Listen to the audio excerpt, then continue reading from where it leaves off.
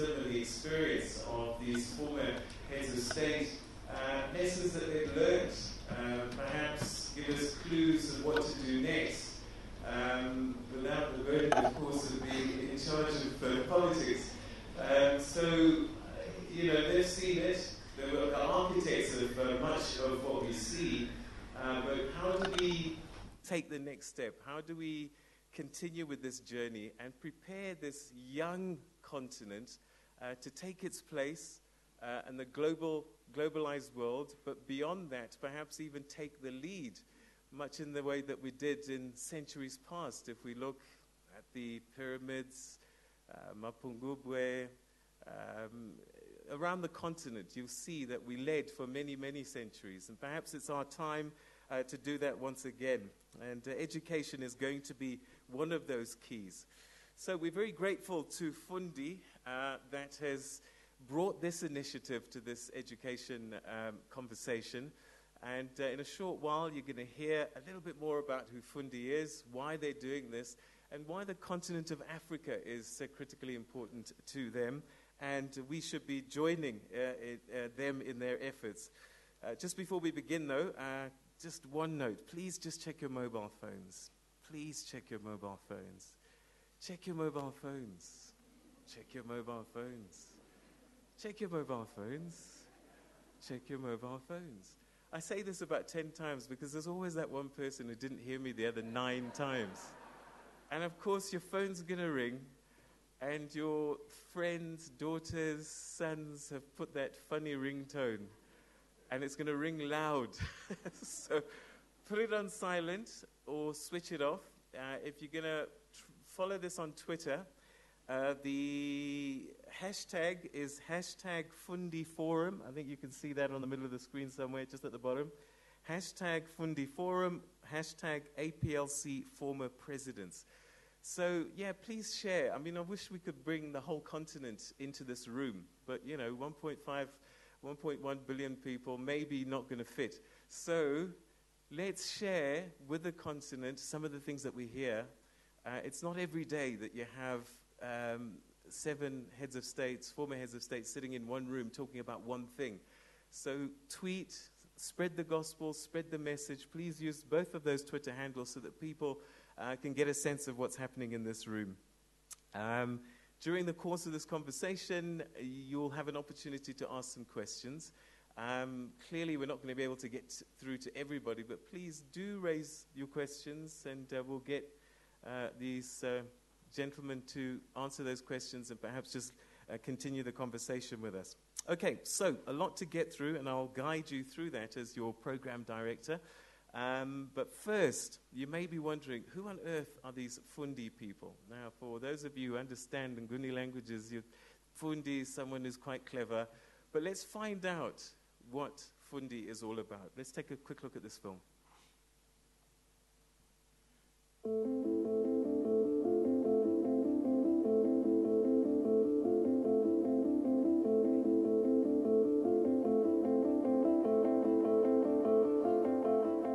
For over 21 years, Fundi has enabled millions of people to attain their education. We understand that it is more than just a qualification. It's an opportunity to advance their careers, fulfill their dreams, and provide a better quality of life for their families. I'm one of the people who improved their lives thanks to a Fundi loan. It's very difficult to be a mother, to be a career woman, to be a student. So sometimes you run out of funds. I registered for my PhD 5 years ago. Fundi was the only service provider that would assist me. I needed to get out of that situation and not find my children struggling the way I struggled. The reason I wanted to study is the family background where I'm coming from. My father, he didn't have a matric or completed any university qualification. So I can say I'm a breadwinner. The journey was not so easy one. But knowing the fact that I will still progress with the help that I got from Fundi, it kept me going. So it kept me positive. I'm proud. I'm sitting with a degree now, and I'm still going to study further. You are great.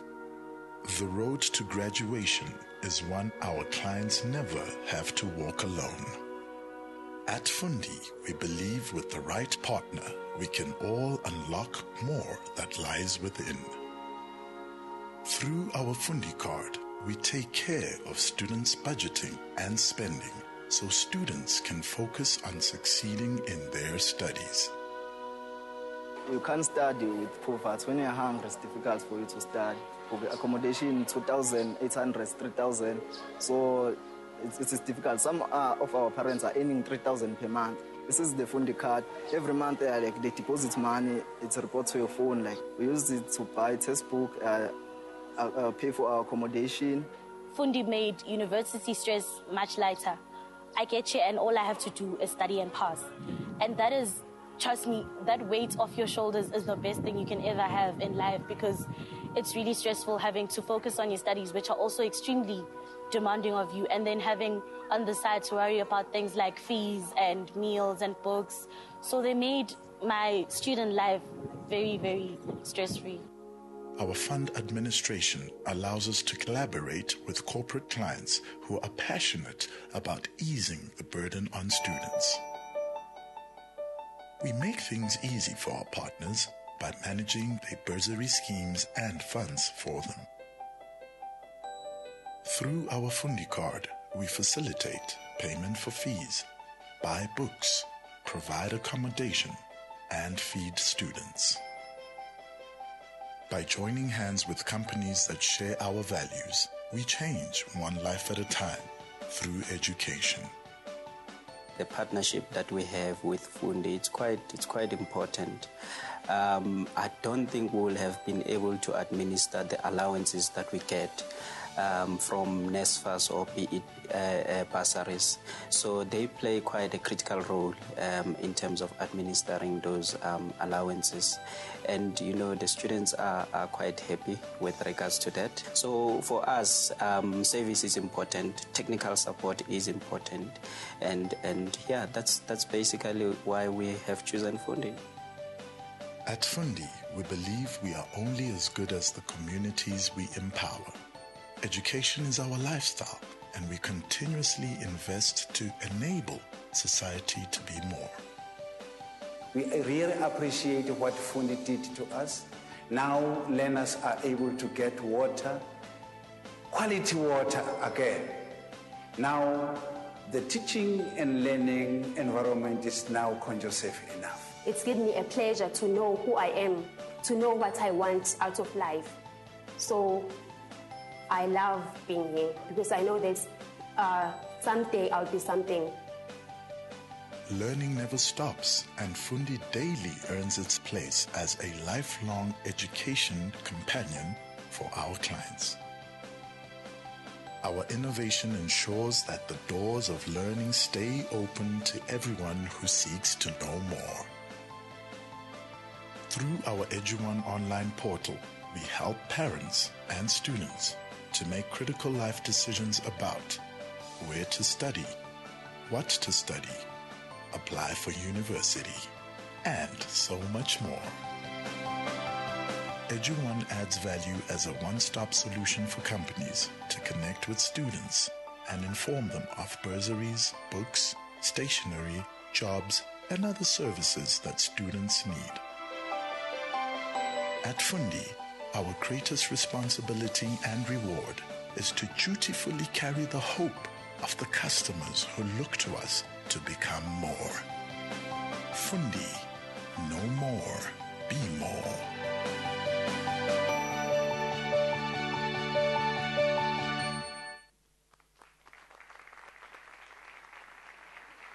So there you have it, ladies and gentlemen. I think it's a great story that's being told there. Educational institutions are being built and various role players are doing their bit along the way. But Fundi, through and working with its partners, is helping create an experience for our learners at the various levels, an experience where they can thrive. So thank you very much indeed for that. And you'll hear a lot more about that. But let's, in fact, hear from somebody from Fundi. Fundi's managing executive fund administration. She's a former investment banker herself. and has taken her passion for education and driving the African strategy through the development and nurturing of sustainable partnerships. Please put your hands together, ladies and gentlemen, for Lucretia Khumalo.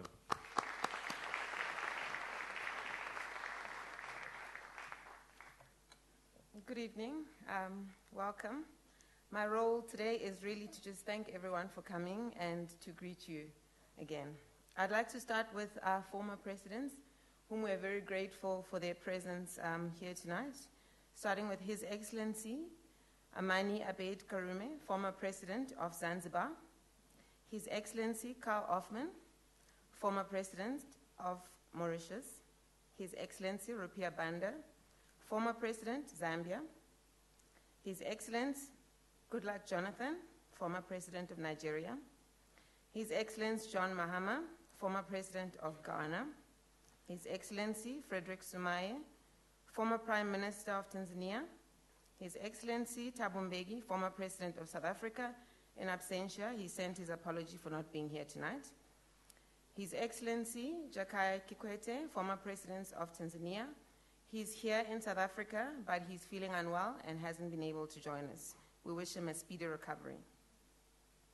We welcome all the ambassadors here present.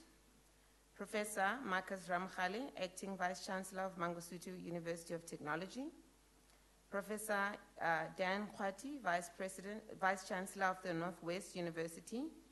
Academia, that is here present. Business leaders, distinguished guests, members of the APLC, with a special mention to Ambassador Stith, our partners from the Unisa School of Business. Ladies and gentlemen, thank you for joining us tonight at the inaugural Fundi Education Forum. At Fundi, we believe in changing lives, and one of our slogans is that we do it one person at a time. And to steal from something that Honorable Excellency Amani Karume said this morning, our focus is to create as many Fundis as possible in Africa to change the trajectory of the African continent and to drive growth.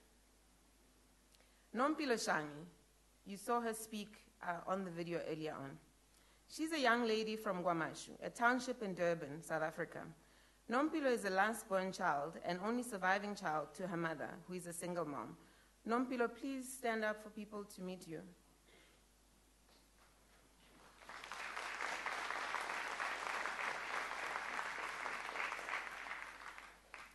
Nompilo is a typical African child. I once was a Nompilo, and I believe many of you here in the room were once Nompilo. Nompilo comes from a family that is committed to education, and yet they're not able to, and yet does not have the financial means to enable her to get a tertiary education. Like many writing their final high school examinations this year, she knew that she wanted to be an accountant. Her love for mathematics and ability to make sense of numbers made this decision a natural choice. Yet, her parents were not in a position to support her dream financially. Through Fundi, Nompilo secured funding to pay for her studies. Today, she's in her third year at Wits University and has the mental peace that assures her that her financial obligations are taken care of. Nompilo uses one of our systems, the fund management solution. It allows her to budget for her studies, to spend her allowances as intended, and this ensures that her parents and her self-stress levels are reduced, as she knows that she will have sufficient funds to meet her monthly expenses at universities. Nompilo's story is similar to many other stories that we read about daily in our papers, stories that show how education changes lives and changes families' lives one at a time, and thereby grows economies. Just to take from some studies, according to a study done at the University of Mauritius on the impact of education on economic growth using a Mauritian case, the results of the study concluded that indeed education enhances economic output. There is compelling evidence that human capital increases productivity, suggesting that education really is productivity enhancing, rather than just a device that individuals use to signal their level of ability to their employers. Education helps to create a virtuous cycle in the economy, and this results in significant economic growth. Studies have been done that show that tertiary education has a positive impact on salaries, on employment opportunities, and it decreases dependence on social benefits. Firstborn children who have completed university education are often surrogates to their parents and sometimes also to their siblings. These successful children go on to educate their siblings and commit to doing the same for their children with the aim of improving the next generation's economic future. We have every reason to work with them and encourage them to do so, as a single year of primary school has been shown to increase a woman's wages later in life by between 10 and 20%, and returns to a female secondary education graduate are between 15 and 25% greater than someone who does not have one. A child born to a mother who can read is 50% more likely to survive past the age of 5 than a child born to an illiterate woman. A study in Uganda demonstrated that each additional year of education for girls reduces their chance of contracting HIV by 6.7%. Being born poor or previously disadvantaged should not mean that a person's future should be limited academically. It is all our duty as stakeholders to improve the quality of education and access to education. Every African child has the potential to positively contribute to economic growth in our continent. In Ethiopia, it is often said, "He who learns teaches." Our nations cannot survive unless we promote education for all people. By working together through private and public partnerships, we have been the bridge between the students who need accommodation. We as Fundi have been the bridge between the students who need academic financial support and the funders who are committed to building and empowering the continent. This is why we are honored to have all of you join us at the inaugural Fundi Education Forum to facilitate the discussion and to work with you towards improving access to education with the aim to increase our continent's economic growth. Please engage with us this evening as we have this very important conversation. Thank you very much.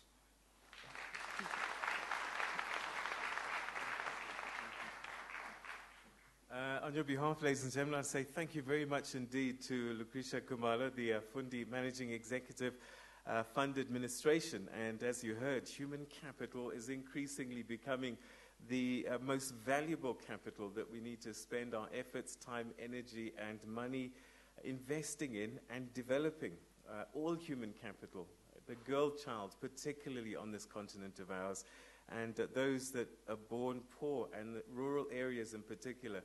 And we're going to explore that with our presidents in a short while, because I think if we don't include everybody, we have no chance of getting the story that we want told. And I was grateful, Lucretia, that you managed to get through all those names and got the protocols right. You know, we cheat a lot nowadays. We say all protocols observed, don't we, at the end of everything. And the mayor of Tshwane said one of his friends had forgotten what to say. So he got up and he said, all pretty girls observed. All right. Now, as you heard from Lucretia just now, part of this story and part of this journey is about partnerships and building partnerships. And Fundi has a lot of partners that it's working with, key partners that perhaps provide the institutions and the infrastructure, whilst Fundi helps enable by providing funding and other services. But one of the key partners that they work with very closely is the Unisa School of Business Leadership. And to talk to us a little bit about that, she's committed to ensuring that academic dreams are realized, not just here in South Africa, but across the continent. And I can vouch for that as a Unisa student all the way from Zimbabwe. To join us now on stage just to share some insights on how the School of Business is doing its part to advance the continent. Please welcome, ladies and gentlemen, the Executive Dean, Unisa School of Business Leadership, Dr. Renosi Mukate.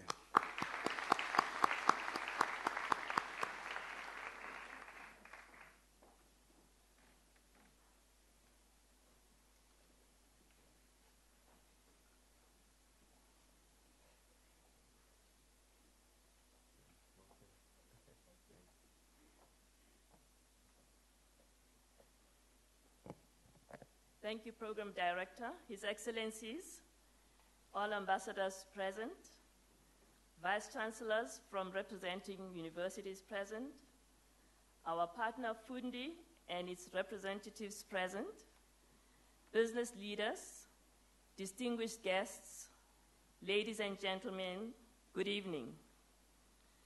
It gives me great pleasure to, on behalf of the Graduate School of Business Leadership at Unisa, to welcome you to the Fundi Inaugural Forum panel discussion with former heads of state.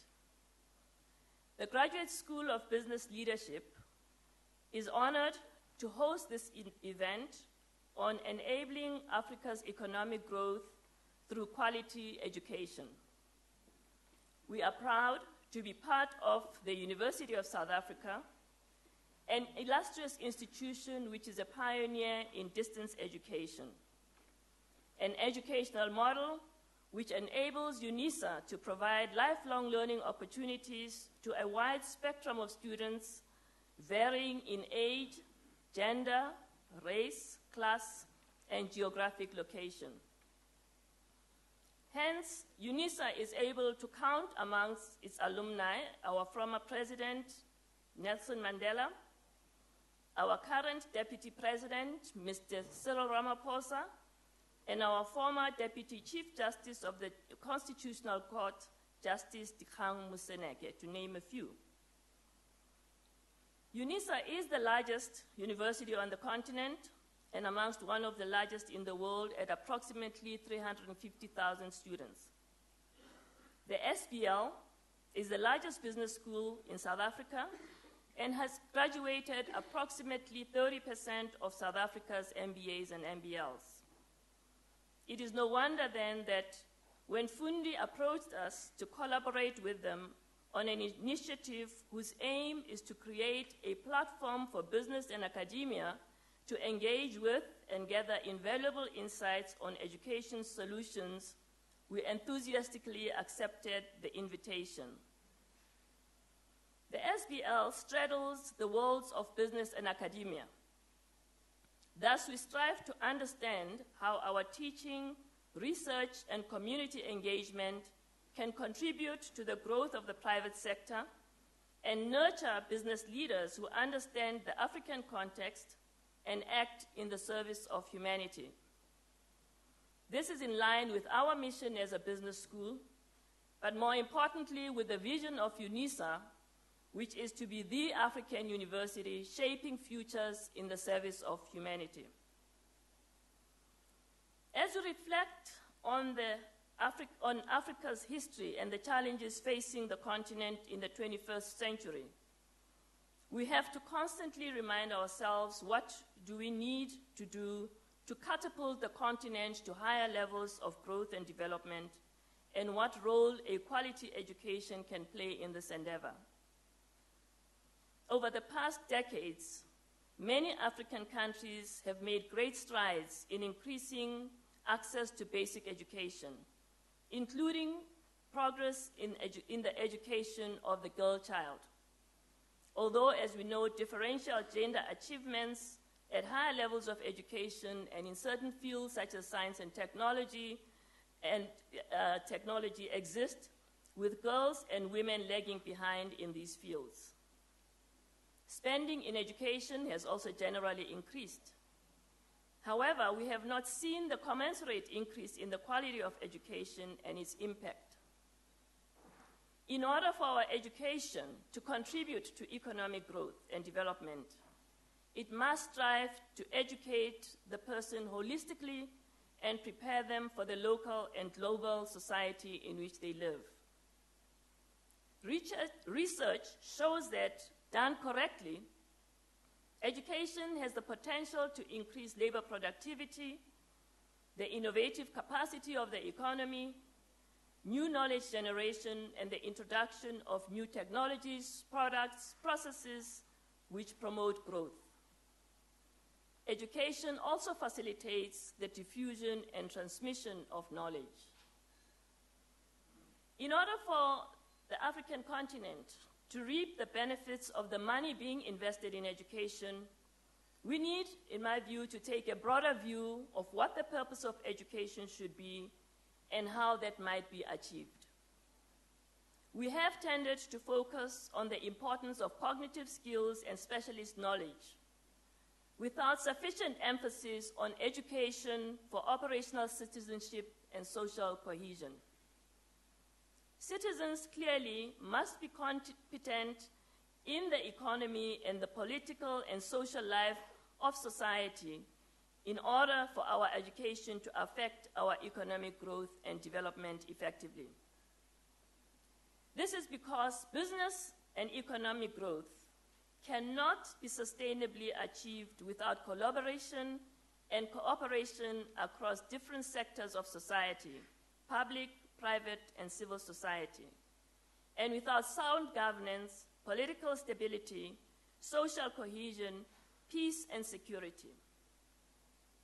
Research on the link between education and growth shows that the quality of education, as measured on the basis of the cognitive skills that one acquires, has a significant impact on economic growth.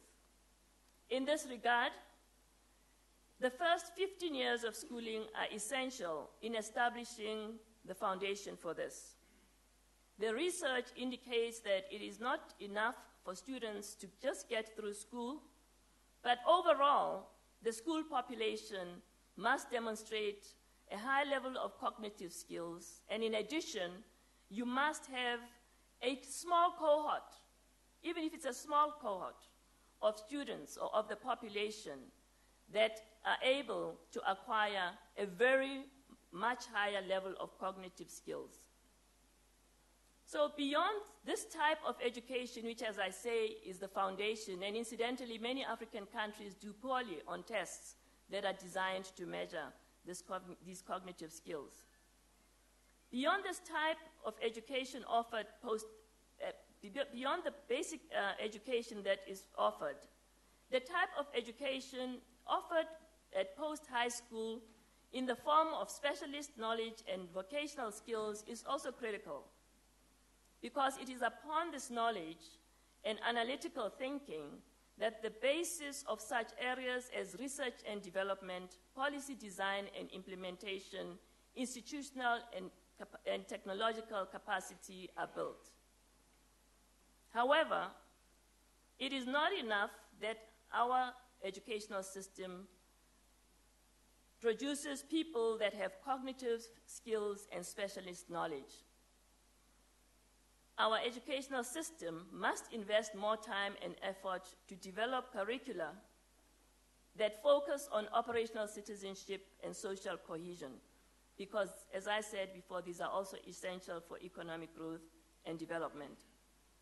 I have in mind the need to include in our curricula conflict resolution, problem solving, innovation, and negotiating skills, amongst others. The purpose of this would be to promote the type of human leadership and human agency amongst our citizens that enables us to address some of the critical issues that face us. Chief amongst these is what Galtung refers to as structural violence. Structural violence is the type of violence that arises in societies as a consequence of social structures or institutions that may harm people by preventing them from meeting their basic needs. Imparting the capabilities that I've just highlighted in citizens early in their lives would help us create societies that foster the restoration of relationships and the creation of social systems that serve the needs of the whole population and promote the constructive resolution of conflicts, to quote Galtung. What is causing significant damage in our societies is the failure to deal with the structural violence in many instances. And this is manifested in the high levels of poverty, unemployment, inequality, and insecurity that pervades in our societies. Within the educational sector today in South Africa, we have the Fees Must Fall movement. This is a manifestation of the structural violence that persists in our society. In a recent article published in The Thinker by Mandi Sinkomo, a millennial and recent graduate of UCT, he points out that as a society, what tends to make headlines across the newspapers and the television screens is the personal and physical violence that comes with the student protests and the Fees Must Fall movement. However, what the students want us to understand is the structural violence that is driving their demands, and that solutions that are capable, that are compatible with addressing these demands in a sustainable manner need to be arrived at. There are also some serious deficiencies in our higher educational system that must be addressed and form part of these concerns. The hard work of the many dedicated professors and professionals at universities does not seem to always yield the desired results. Currently, only 30% of first-year students in South Africa complete their degree in the designated time. The Statistician General recently highlighted to us that there are 500,000 students in the system who should not be there. This amounts to a significant inefficient use and or misallocation of resources. How do we solve this and put these resources to better use to build our human capital and promote economic growth and development? Our educational system must also promote values that support inclusive economic growth, development, and servant leadership, values such as integrity, respect, and service to humanity. Equally important is for the African continent to provide an education that goes beyond producing the much celebrated and correctly so Nobel Peace Laureates. We need to contribute knowledge to science, economics, medicine, and all other areas associated with the Nobel laureates. South Africa has in the past produced laureates in physiology, chemistry, and other such fields whose research has contributed to the development of new technologies such as the CAT scan and others. These are people that were educated at South African universities, who later went abroad, but the foundation was set in the educational system in this country. I would like to conclude with a brief note on the much spoken about fourth industrial revolution. The advent of new technologies presents opportunities and challenges for us as societies. The opportunity to harness technology to solve, for example, health, education, housing, and the security challenges that we face. Technology itself spawns new industries and areas of work and makes others obsolete. Again here, having an appropriately skilled labor force is essential for developing, adapting, and harnessing technology to address context-specific challenges. The collaboration between business, civil society, and the public sector is crucial in this regard. The significance of building our human capital was recently corroborated by Pascal Lamy, the former Director General of WHO. He made what I thought was a profound point, that the best industrial policy, that when he's asked by people what is the best industrial policy to follow, and people expect him to tell them about which sectors to focus on and so forth. And he says he always tells people that the best industrial policy is education and training, because the human mind is the most ubiquitously occurring resource. It's a resource that every country has, that everybody has. There needs to be a greater focus then on this resource in order to create the type of economic growth and development that we seek to achieve. So in conclusion, ladies and gentlemen, excellencies, quality education, we would all agree, is essential for economic growth. Our definition of quality must include a holistic approach to education. This means that the outcome of a good education must include mastery of cognitive skills, specialist knowledge, and the competencies to exercise one's leadership and human agency as a citizen and contribute to social cohesion. In all of this, we need a long-term view in order to ensure that our education remains relevant and sustainable. Ladies and gentlemen, these are some of the things that we strive to do at the Graduate School of Business Leadership and at Unisa. Thank you very much.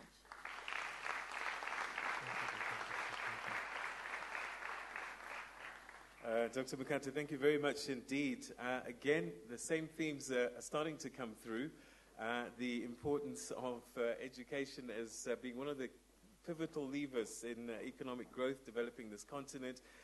But I think she pointed out some important things, that we've got to be careful that we get the right type of education, especially at the right time, to build the critical foundations that we need.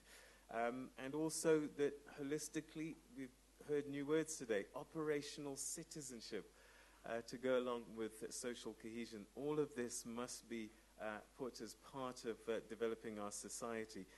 Thank you very, very much indeed for your partnership in the education story, developing minds across the continent, and sharing your thoughts with us this evening. Dr. Renose Mukate, thank you very much indeed. Right, now, before we get into the conversation, there's one last person I'd like to call upon. And remember I said at the beginning that we have a very young continent, and what you're going to start to see and are seeing more and more are young, dynamic, energetic people in charge of things and running things. You know, when I went to Rwanda, I've been there a few times, and one of the things that you'll notice around President Kagame are young people. And they're busy running government off their mobile phones. They're not sitting around in stuffy offices and waiting for people for appointments. They're getting things done, and this is what young people do. So coming back to South Africa, it's refreshing to see somebody as young as the CEO of Fundi in charge of important operations such as Fundi. And he's working really hard to educate as many young people, as many people, through a sustainable business that he's running. Please put your hands together as we listen to his words about why he's committed to the academic future of the continent. The CEO of Fundi, Amasi Mwela.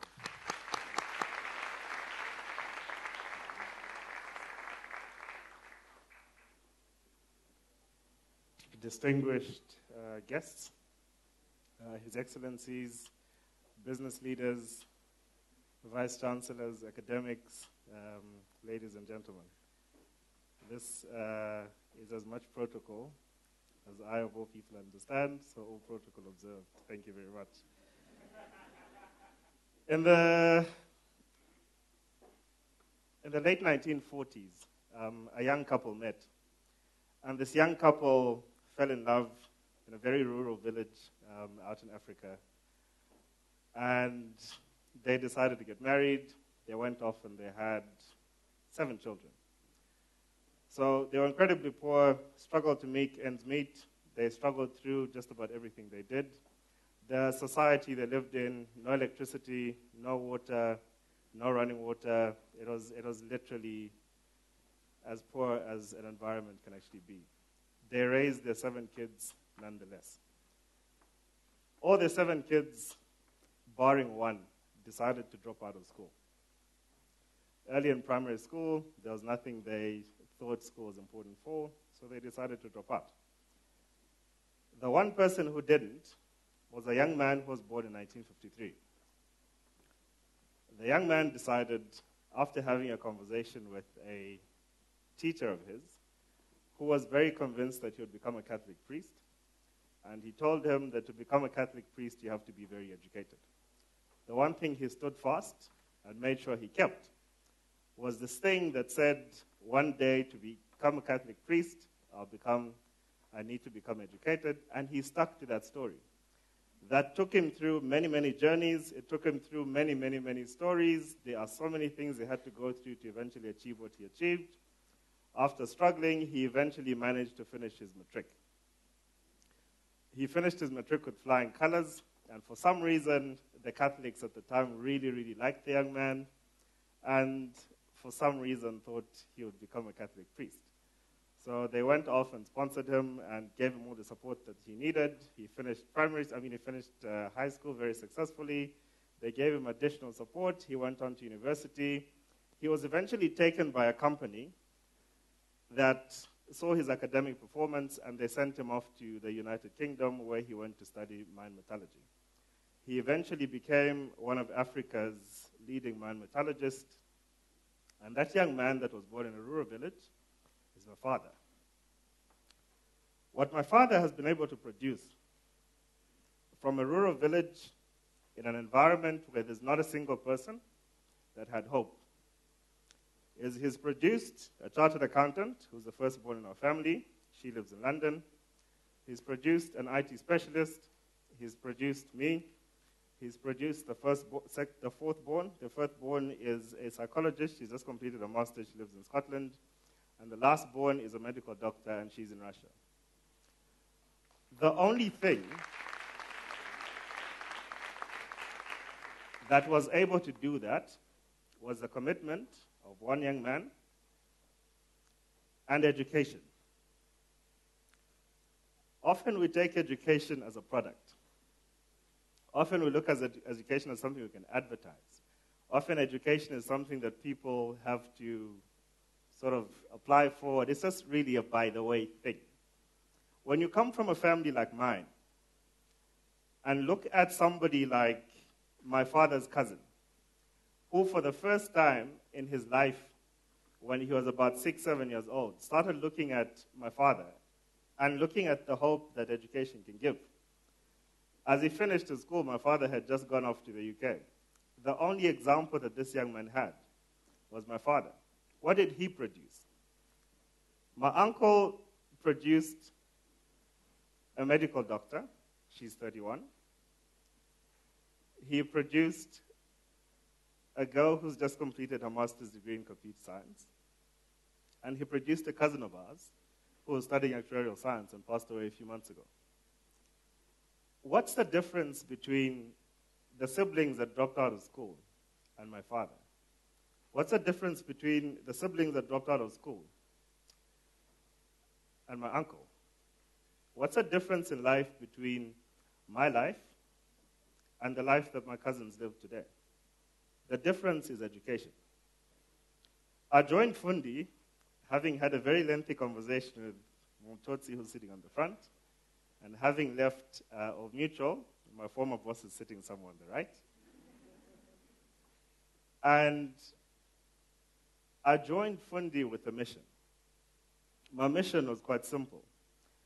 How many people like my father can I create? The challenge I took up was that. We're dedicating the next few years to creating people that will be liberators. When we look at the African continent overall, we look at liberation from a perspective of, colonial rule. My father was my liberator. My father is my liberator. Because of my father, I was able to break a chain of poverty that everybody in our family was destined to. Because of my father, my cousin who's sitting somewhere in the audience with a master's degree would never have had that. He ultimately became my liberator. My father was born in 1953. The first African country to gain independence, as far as I can remember from my history days, was probably Ghana in 1957. 60 years later is today. Today, 60 years later, my father's story is still the exception on the continent and not the rule. My father's story is still for the lucky. It's still for the chosen. It's still for the few. The idea behind putting together a forum of this nature is to begin to engage all the stakeholders in the space and challenge all of us to play our role, the role that we need to create liberators. If we don't do that, the continent as a whole has a very young population the continent as a whole is not sustainable. An important thing that we need to do going forward is to take this message and create additional liberators. My challenge to all of you today is quite simple. As individuals, as business leaders, as academics, as government officials, how many liberators are we creating each? How many people are we able to impact? I'm lucky enough to be one of the few that can actually say I'm in a job where I do for a living this. For a living, every single person that comes to us for a loan, I look at that person as somebody that we can liberate through education. Every single person whose bursary we manage, I look at that as somebody we can liberate through education. We're approaching, in 21 years, our millionth customer that we would have touched. That's our story. As I conclude, I simply ask this one question of you. What's your story? And one day, when you go to meet your maker, what are you going to report back as what you would have had from an impact perspective? Business leader, academic, government official, or individual? Thank you very much.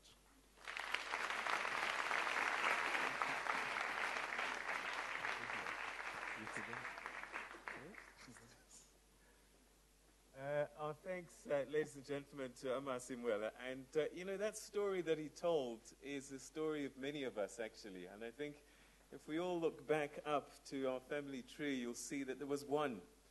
And it all starts with just one person. If you can just help enable one person, you'll be amazed at what ripple effect that you'll be creating.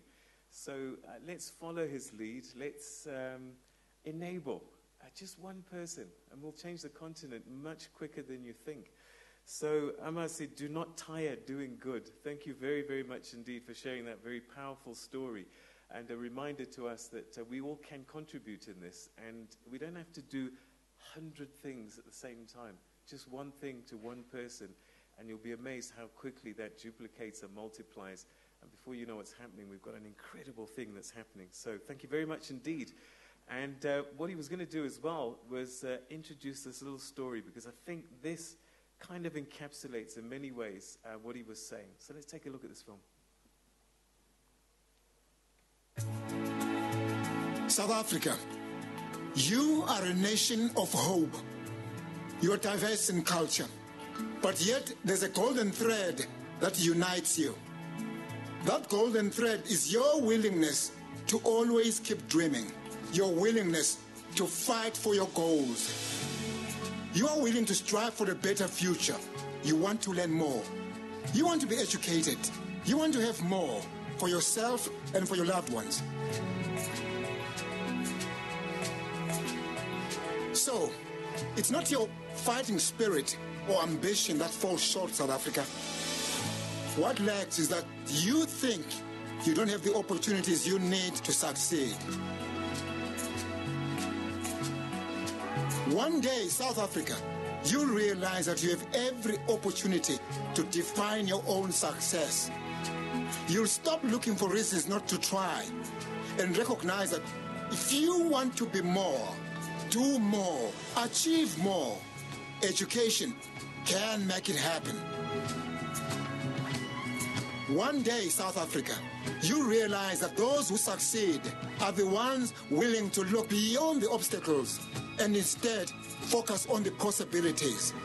One glorious day, South Africa, you realize that every opportunity to ensure a better life for yourself, for your families, for your communities, and our nation as a whole is within your grasp. That whoever you are and wherever you come from, it's possible to empower yourself with education so that you can change our nation. That instead of being alive, you can choose to thrive. One day is today. Own it.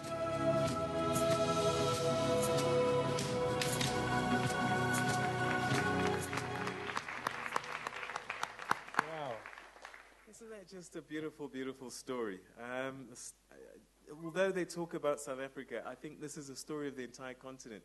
You can duplicate that 54 times, and we're going to start exploring some of that with our past presidents just now. But thank you so much, Fundi. We see clearly, and I think we've always known, education is a game changer. Let's give our people a fighting chance to thrive. And as you heard from that video, the time is now, and that day is today for all of us to do more, to be more. Thank you very much indeed, Fundi. Thank you very much, Amasi, and your team. Right, okay, so I know that you've all been waiting for this moment to meet our former heads of state, our past presidents. Unfortunately, they couldn't be with us here today. We just did that to get you into the room. No, I'm joking.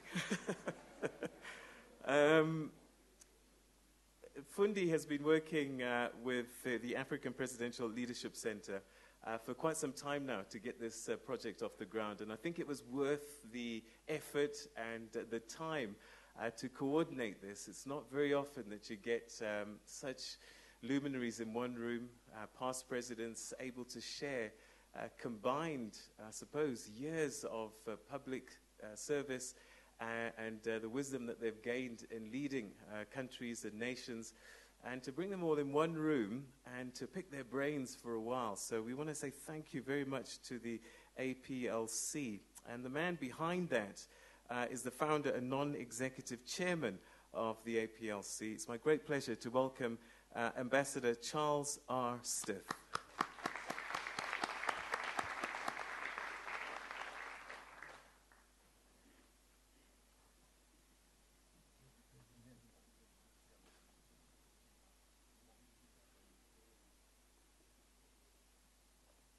I want to, first of all, encourage all of you to give yourselves a rousing round of applause for being here tonight.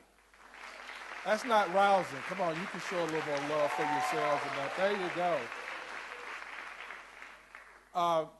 I'm charged with several tasks, one of which was to thank you all for participating in this event tonight. Some of you were involved in our breakfast this morning. We have the core activity, the discussion around the table tomorrow with these distinguished gentlemen to try to make some headway in this discussion about how we improve education on this continent. I was also given the opportunity to say a few words, but I kind of feel like the third preacher at a country revival, the theme of which was God is love. And on the first night, the preacher said everything you could say about God. And on the second night, the other preacher said everything you could say about love. So it left the preacher on the third night with just is. So I'm glad we is here tonight.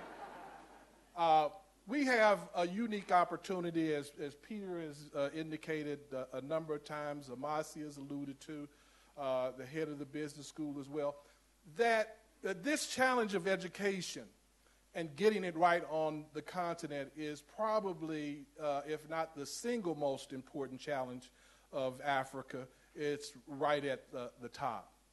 We need all of the brain power, all of the firepower we can muster in order to wrap our hands around that challenge. Who better to engage in that kind of conversation than those who spent many restless and sleepless nights thinking about how to address such challenges, and who dedicated themselves in leadership capacity to trying to meet those challenges. We're fortunate to have with us tonight such a tremendous, extraordinary crew of gentlemen to help lead us in that kind of discussion. So without further ado, let me introduce their excellencies who will lead us in this conversation this evening. I'd ask you to stand as we prepare to receive them. His Excellency John Mahama from Ghana.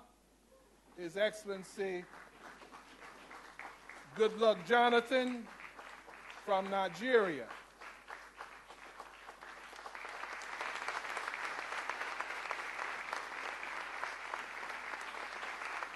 His Excellency Rupia Banda from Zambia, His Excellency Carl Offman from Mauritius, His Excellency Amani Karume from Zanzibar, His Excellency Frederick Sumaye from Tanzania.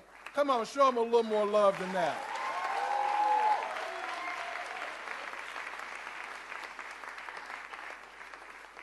You can all be seated.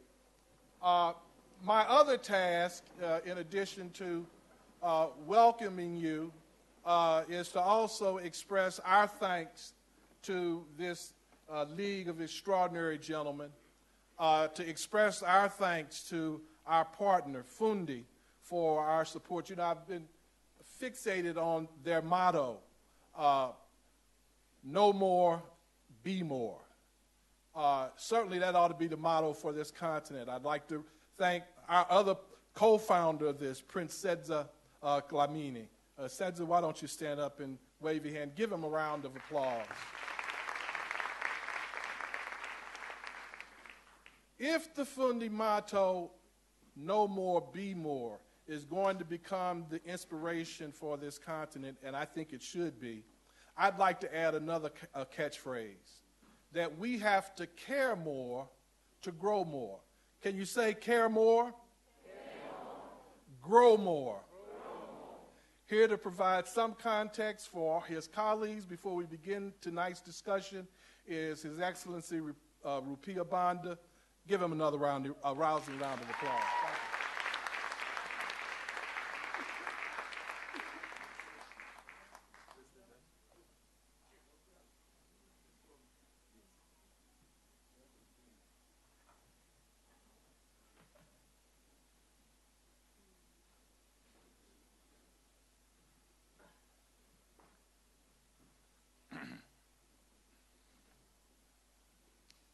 Thank you very much for the applause. I'd like to acknowledge the presence of my esteemed colleagues who have joined us for this auspicious occasion. I should have spoken last night, but I arrived late from Kenya, where your own former President Mbeki and I were leading the observer missions to the Kenyan re-election. So in that context, I may be repeating some of the things that my colleagues have already said, but I'm talking in the context of my experience as former President of Zambia. I am aware of the fact that many of the experiences that we've gone through are similar in the other African countries. I'd like to thank Ambassador Charles Stith and all your excellencies, my dear brothers and sisters, former heads of state and government present here today. Your excellencies, ambassadors and high commissioners, fellow leaders, all of you are leaders here, especially in the field of education, industry, and other important sectors who are also present, ladies and gentlemen. Permit me to begin my brief address by thanking Ambassador Stith and all the organizers and people who have supported this project for the kind invitation extended to me and the honor of giving this opening address at this very important roundtable discussion on higher education on our continent. Chairperson, ladies and gentlemen, the most critical subject for Africa at the present moment in relation to the questions of its development agenda in this century and beyond is education.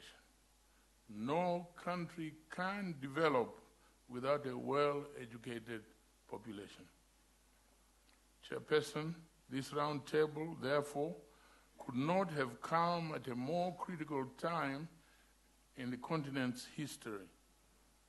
The world is now in the technological age, with information technology at the cutting edge of mankind's advance in the acquisition of knowledge in areas of education, of course, finance, agriculture, and just about every aspect of our lives. Chairperson, every epoch demands of its generation that they are equipped to rise to the challenges of that era. My generation, in other words, the old people, my generation, the liberating generation all over this continent, paid the ultimate price in the fight for the political independence of this great continent. With the lack of education, it meant that the newly independent nations were at a great disadvantage already in the race for national development. In such a scenario, poverty and underdevelopment were inevitable outcomes. Chairperson, ladies and gentlemen, allow me to illustrate this bleak assessment with the case of my own country, Zambia, which I was privileged to lead. At independence, on the 24th of October 1964, Zambia had only 109 university graduates out of a population of 4 million people. Myself being among this embarrassingly small elite group. The country had no university, which meant that all the graduates had to be trained outside the country, mostly outside South Africa, here in South Africa, in Southern Rhodesia, now Zimbabwe, in Lesotho, in Uganda, and in Europe, and some in America, just to mention a few. Ladies and gentlemen, it is obvious, given the situation I have just described, that Zambia was in trouble from the word go, unless this paucity of educated manpower was addressed, and addressed quickly and radically, in order to produce an optimum number of educated and appropriately skilled manpower to run the government. The mines, which were and still are, unfortunately, the mainstay of Zambia's economy and other critical areas of the economy in a very short time. The government at the time was forced to resort to a massive provision of universal basic, secondary, and tertiary education. As we all know, university education is not cheap. To achieve universal basic, secondary, and university education, the project could not be run by private individuals or organizations alone. It had to take the government's political will and intervention in the mobilization of financial and material resources necessary for the project to succeed. It was in this way that the first public university in Zambia was built and opened in 1966. While this major project was going on, primary and secondary schools were being built on a massive scale and quickly outstripped the capacity of the only university in the country to take in all the school leavers who had the basic qualifications to enter university. Now, Zambia has a population of 15 million people. So we've been working since 1964. All of us. 60% of which are young people below the age of 35 years.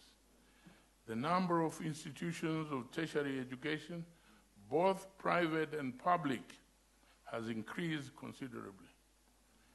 This proliferation of universities, while welcome as a way to keep pace with the high demand for university places, has come with its own challenges, which I am sure are similar in all our countries.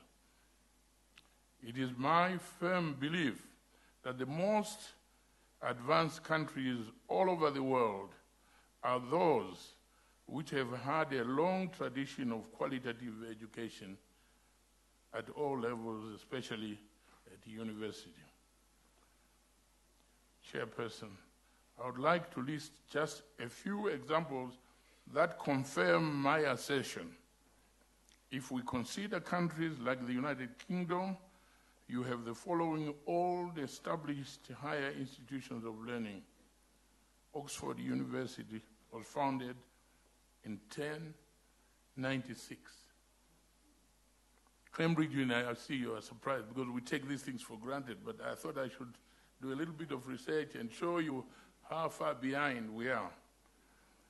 Cambridge University was founded later in 1209. St. Andrews University was founded in 1413. Edinburgh University was founded in 1583. In the United States, a younger country, Harvard University was founded in 1636. Yale University was founded in 1701. Pennsylvania University was founded in 1755. In Germany, in Europe, the University of Heidelberg was founded in 1386.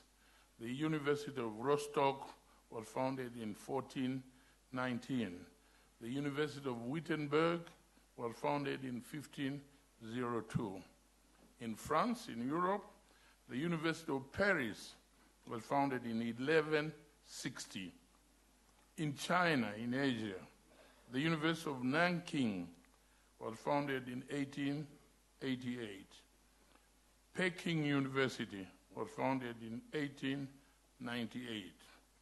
Spain, in Europe, the University of Salamanca was founded in 1218.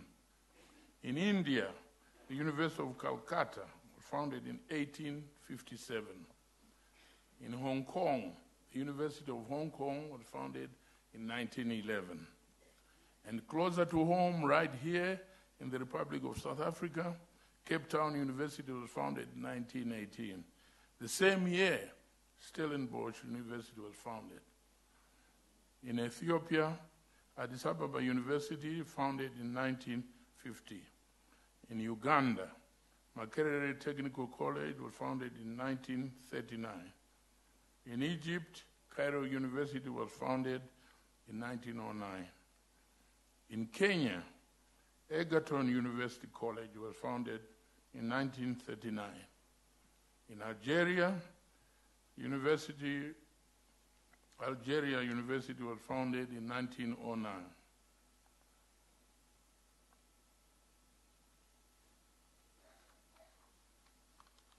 In conclusion, I'm trying to say, Mr. Chairman, ladies and gentlemen, almost all these universities I have mentioned above were founded not by government, but by visionary individuals, religious and secular organizations, endowment funds, and charities.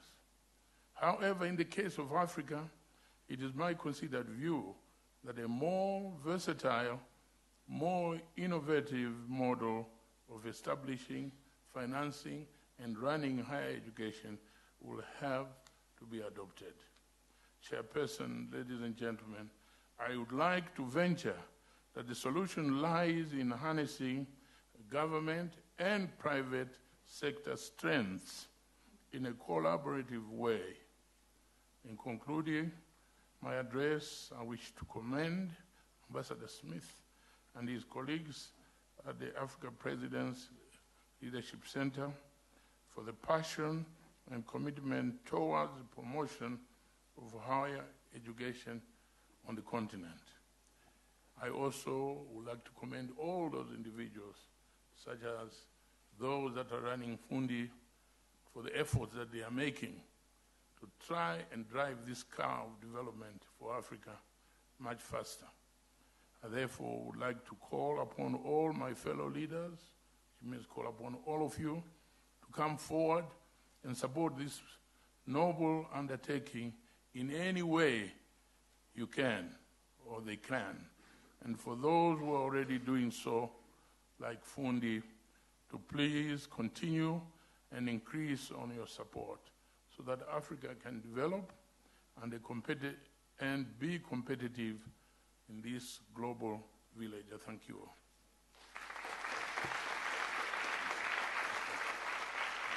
Thank you very much indeed. Thank you so much.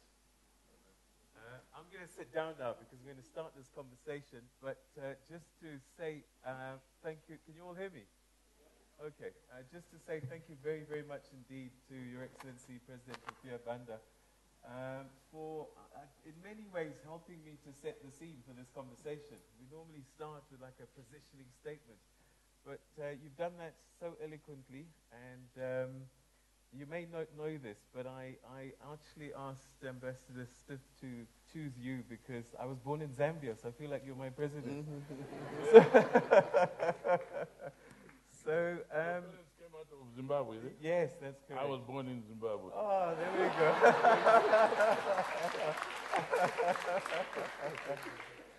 And so tells the story there, actually. But Your Excellencies, to all of you, thank you very, very much indeed for traveling so far and taking time out of your schedules to be with us, to share in this very important conversation.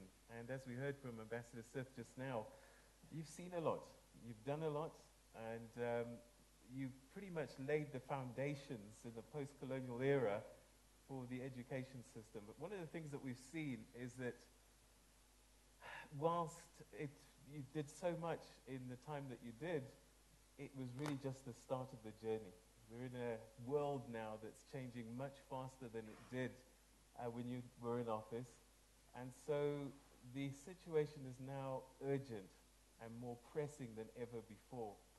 But we hope to draw upon you is your experience and your knowledge and your wisdom.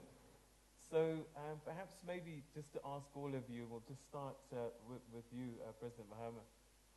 What would you say, as a person who's been in it, seen what's been going on, and looking ahead, what would you say are the biggest challenges that we're facing in the education front that need to be addressed immediately? Education is empowering people with the knowledge and the skill sets to be able to function in the society in which they exist. And so from the history of education, its orientation has been to produce the kinds of human resource that society needs to be able to progress. Now, you said just a minute ago that society is progressing so fast. There's been so much transformation in the last 50 years than there has been in millennials of human existence. And so what is happening is society is changing so fast, and education must reform itself to follow society to be able to provide the human resource that society needs. And that is a difficulty we all face. It's not a problem peculiar to developing countries. It's not a problem peculiar to third world countries. It's a problem peculiar to the whole world.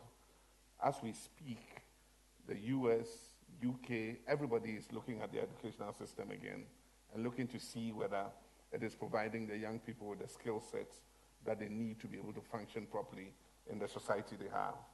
And so it's not an issue that we should feel depressed about, that it affects just us. I mean, we must share what the best experiences around the world are and be able to adapt our educational systems to that. But when you come to the particular challenges of Africa, we inherited a colonial educational system that was geared towards the society at the time, producing grammar school graduates who spoke very good English, wrote very well to be able to record, just to fit into the civil service and the bureaucracy, to assist the colonial government to run affairs in our countries. And then we got independence. We were not very quick to change that system. And so in our different countries, we are at different stages of the reform of our educational systems. And what better way to do that than to share best practices? Because the challenges are the same. I believe that in Zambia and its reforming economy, they are the same as Nigeria or Ghana and all that. And all of us have taken different steps in trying to adjust those educational systems to match the skill sets that are needed for the environment that we face in Africa. And so I believe that this roundtable is a good way for us to look at what we've done in our different countries, what we've done right, but what also we've done very wrong. We need to learn from those experiences. And I want to thank the organizers for the opportunity to be part of this program. Thank you. We want to thank you very much indeed, President Mahama.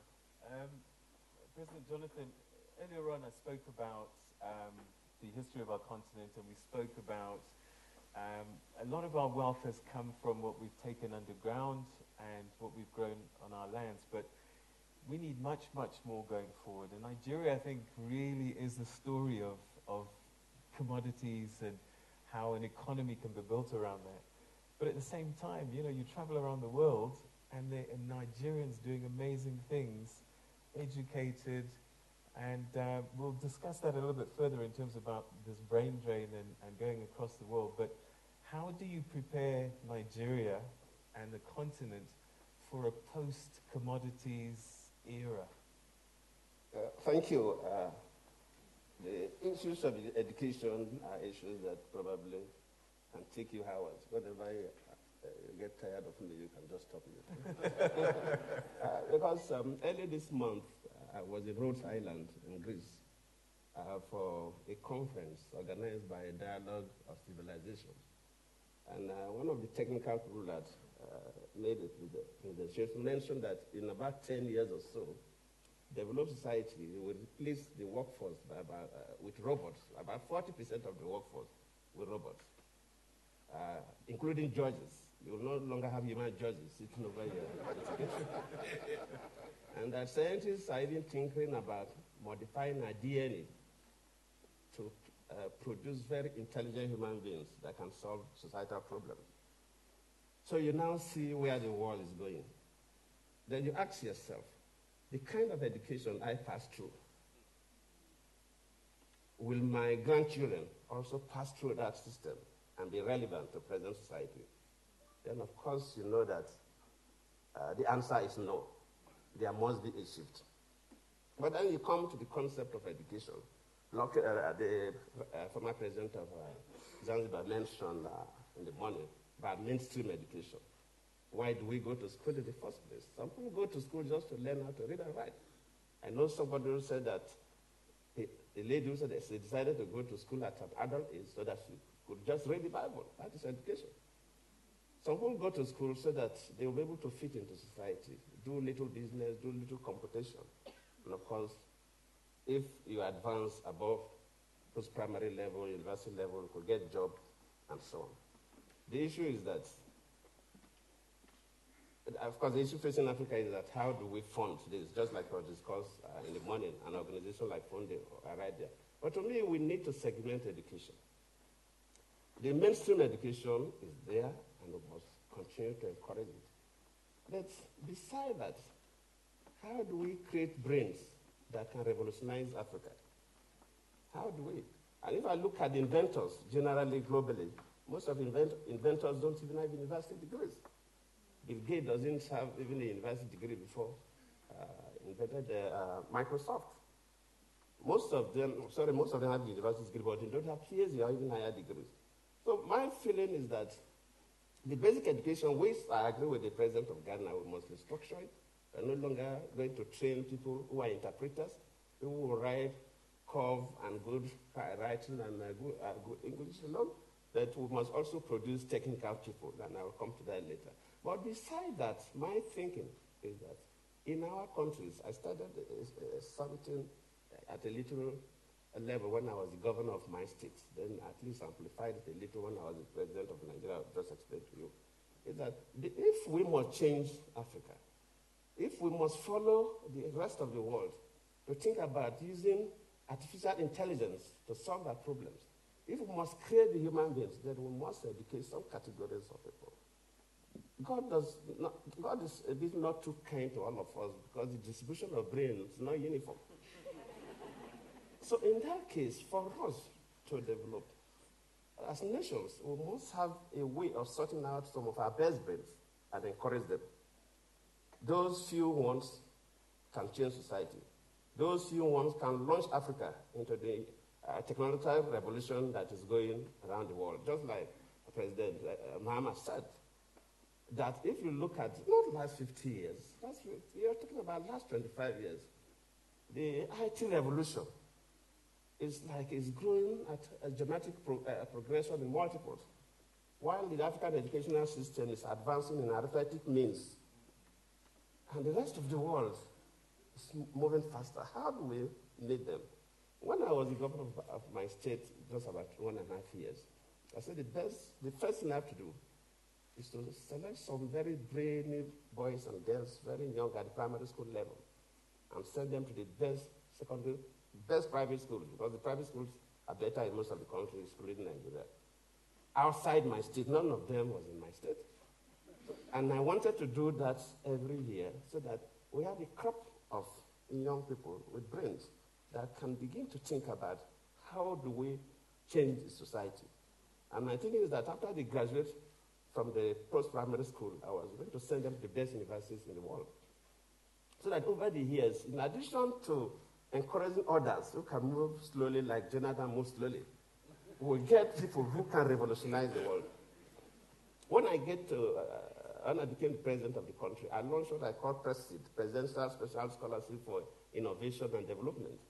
I said that every year we must get all Nigerians that made first class from all the universities in the country and the world. From among the first class in the technical disciplines, we'll select some, maybe 150 to 200 every year, and send them to the top universities. And let us do that. We have a nuclear program. We have a satellite program, but we've not moved anywhere. I believe we have not developed the kind of brains we need for that. You cannot just think about going to the moon. It takes brains. So I believe that the African countries, beside this mainstream education that may take 90% of our discussion, if we must actually move forward, we need to do that. I also set up 2 centers because I said, look, as Africans, we're not key into the agricultural revolution, industrial revolution. Now IT revolution is coming up. When I became the president, what I did was establish a special ministry for communication technology. Before, our communication was mixed up with information and government propaganda. And I said, no. IT is different from television and radio propaganda to tell government whether you are sleeping, they say you are working. But we must get a crop of young boys, young girls, that can begin to think differently. And I set up 2 centers, one in Lagos. Lagos is familiar to most of you because it's our industrial capital. Then another city called Calabar. It's not as developed as Lagos. And we develop what we call incubation centers for IT. When Mark Zuckerberg visited Africa, that was his first place he visited because of what the young people were doing in terms of software development and software engineering. So I believe that beside the mainstream, that I know will take more than 90% because we want every African child to be educated. Even if you don't have the brain to go and get a university degree, it should be properly developed in skilled areas so that you're able to manage yourself and take care of yourself, and you'll be able to fit into our industry so that you can manipulate the machines and participate in the production process. So I believe, beside that mainstream, I feel that countries should begin to see that beside the mainstream education, we must begin to select our best brains and encourage them to go further so that they will begin to change Africa as we progress, as the industrialization, as the technology is evolving and evolving very rapidly. Then the area of mainstream, in fact, even in the morning when I was called to make a statement, I said, yes, the greatest problem facing Africa is the issue of funding. If government alone is to fund education, then we will fail. Government alone can no longer fund education. And Excellent, Jonathan. Can I genuinely, I'm not tired of you, I promise you. Can you just park that story, the funding, because we want to discuss that a bit more fully. So okay. If we could just say thank you very much for your opening remarks. Okay, thank you.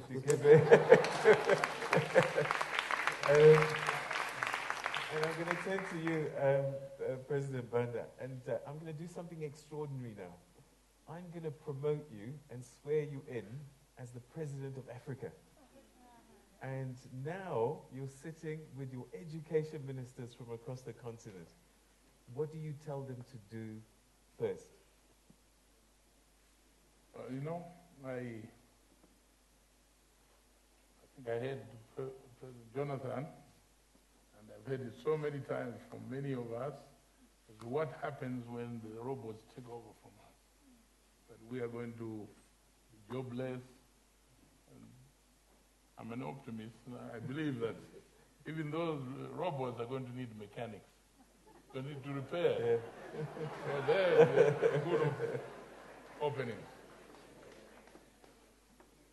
Having just been promoted to become the President of Africa, I would tell my ministers that, look, God didn't bring us to this world to be doomed by the development, the modern development of IT and so forth. So He brought us here to continue to think and to find solutions for our problems as we face. There are many problems we're going to face, not just in education. It's food, very simple process. As we sit here in Asia, I think I start with Asia because I think they're the most prolific in increasing their population. But the same in Africa, the same in Europe, everywhere the population is growing. And we can't give up and say that there'll be no food in 50 years' time from now. I really believe in the mind of the human being, the ability of the human being to find solutions. So I would say to my ministers that go out there and come back with solutions. By the way, that was my style when I was president. Whenever I was confronted by a very difficult problem, I used to call an informal cabinet meeting and say to them, listen, I don't know how we can solve this problem. To admit that I personally could not solve this problem. But I'm sure amongst us here, there must be people who can sit in a room and come back with a solution. I believe sincerely that the problems that humanity is facing as a result of all these developments. By the way, I was ambassador of Zambia to the United States of America when Al Gore, then vice president, announced that we were now going to go for the IT solutions to communication problem. And I remember telling one of my friends that he's crazy, just talking, these Americans. It can't happen. You're telling us that millions of people will be communicating in the air, and so I see it in my house now. I can't even talk to my children. They're sitting there and they're doing this. And I asked them, what are you doing? Said, I'm talking to my friend in Singapore. I'm talking to my friend in England. I'm talking to my friend in Nigeria. I'm talking all the time in the air, people are gossiping. So, if that is possible, I believe that it is possible that we can find solutions to this. And I believe also that if we have confidence in ourselves that we're created to solve problems, our problems as they emerge. And by the way, being an optimist, I read an article written by another optimist who didn't put his name to it, who said that what we are seeing, the inventions that humanity has achieved so far, is only 3% of our abilities. There's still 97% we have not even thought what it is that they are going to invent as we go forward. So I believe that and so that's why it's so important for us not to give up and to sit like this here in South Africa and in all parts of Africa to try and find solutions to our society. Education is one of them, perhaps the most obvious one. But as you know also, It's perhaps the uneducated people in the conventional way who have created this revolution. The people have invented Google and all this and Virgin and so on. They didn't have university degree from Fort Hare. They just finished their grade 12. They were bored with dull teachers, and they went out to think. Thank you. Thank you very, very much indeed, President Banda. Let me turn to you, President Hoffman. So Mauritius is one of those countries that it doesn't have gold and diamonds and lots of these sort of commodity types. You're blessed with great beaches, tourism, and good people. And so you had to think of ways of developing human capital. Take us through your journey of educating Mauritians, because a lot of the African countries are going to have to wean themselves off some of these natural gifts that we were given and start developing minds. What was the journey for Mauritius? Yes, okay.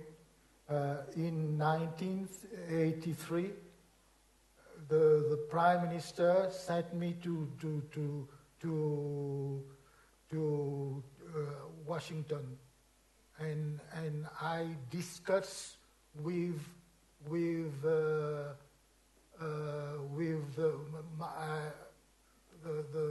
monetary funds. What should we do? And there they said you are lucky, but you don't have you don't create society. And we at that time we own education was free, and health was free. Everyone, citizens of Mauritius, was free. And at that time, you said that you can't be generous. And we think about that. And when I was Minister of Labor, you know that we manage unemployment to the thing what we have. The cane layers to cut cane. We don't have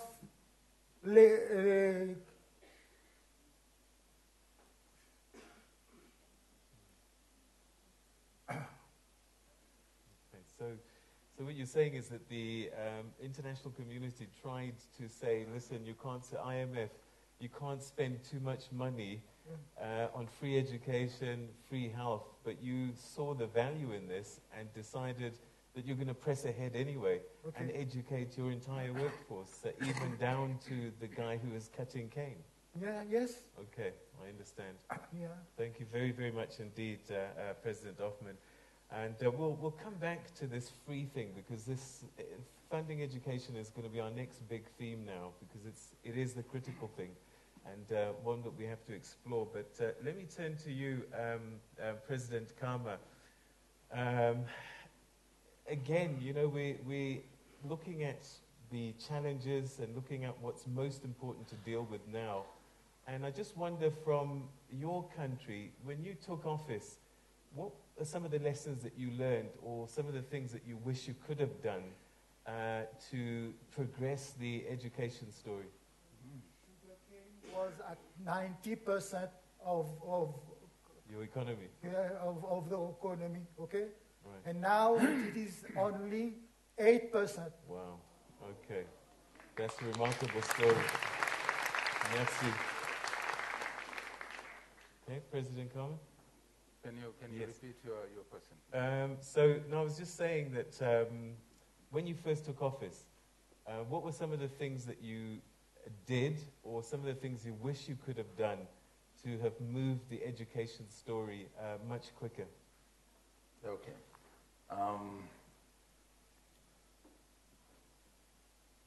When I took office, the year 2000, this is the time when we're discussing also about, the MDGs. What we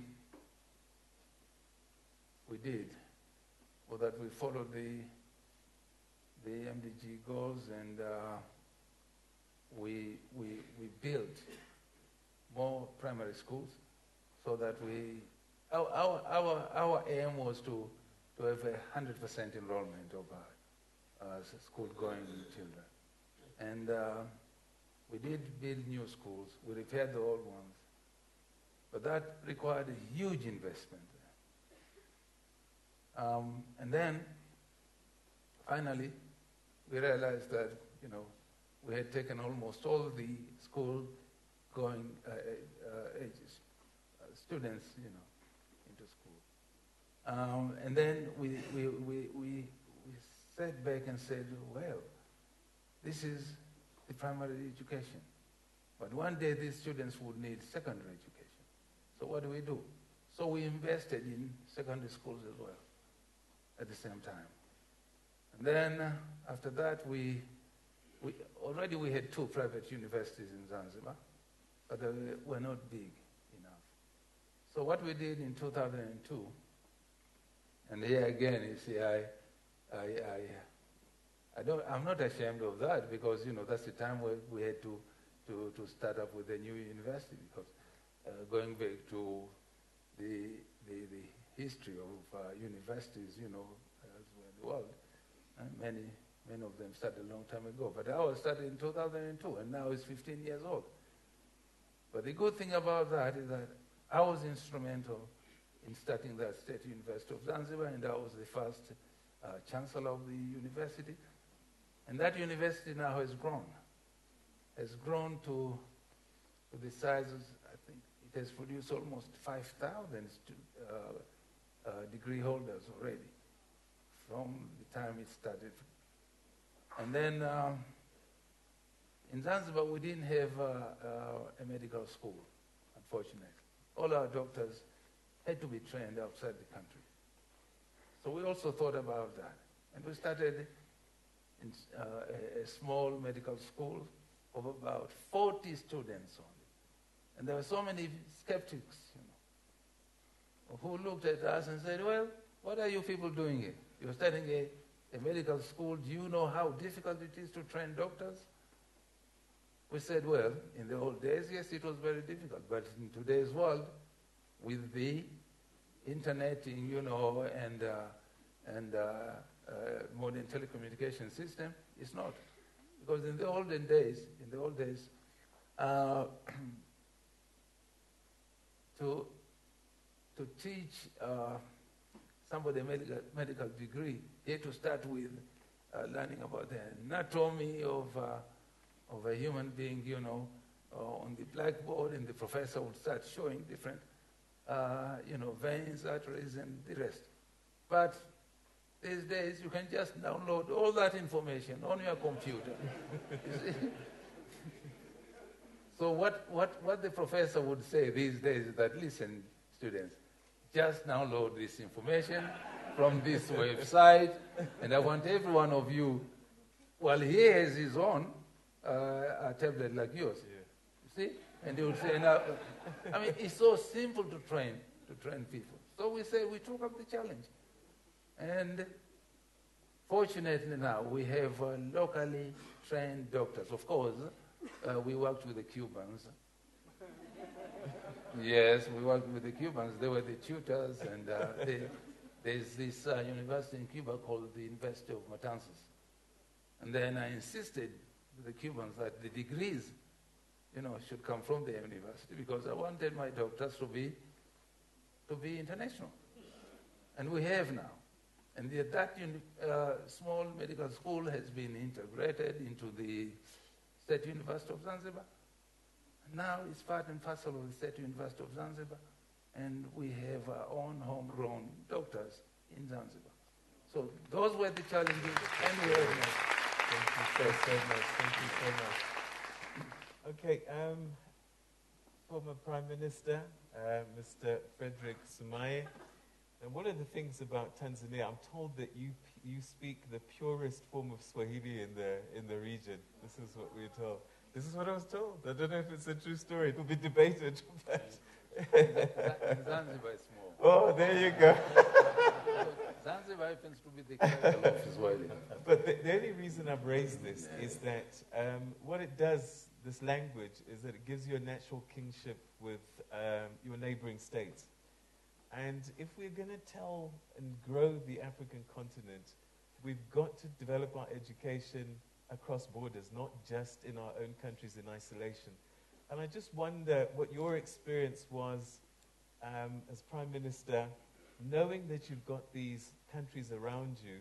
Did you have an opportunity to try and do something together as a region? Because we talk about inter-Africa trade, we talk about regional trade, but part of that journey must be that we are progressing at the same time and getting our citizens prepared for this regional economy. Well, thank you, moderator. Kiswahili is our national language, and very fortunately, it's one of the official languages of... Can you hear him? All right, okay. No, why? We're going to get a microphone to you. There we go. Thanks. I think that you could speak again now. Kiswahili is maybe now something. Okay, you hear me now?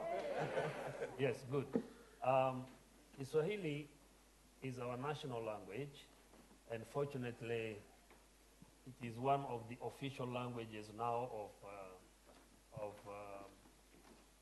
African Union and obviously East African Community. So it's a language that is expanding quite fast in a lot of number of African countries, particularly all those that are surrounding Tanzania. They are speaking good Kiswahili.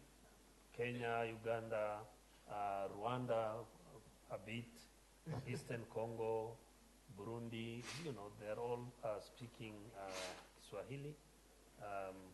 Even northern Mozambique and northern Zambia also, Malawi. So it's a language that is expanding into an important African language, hopefully.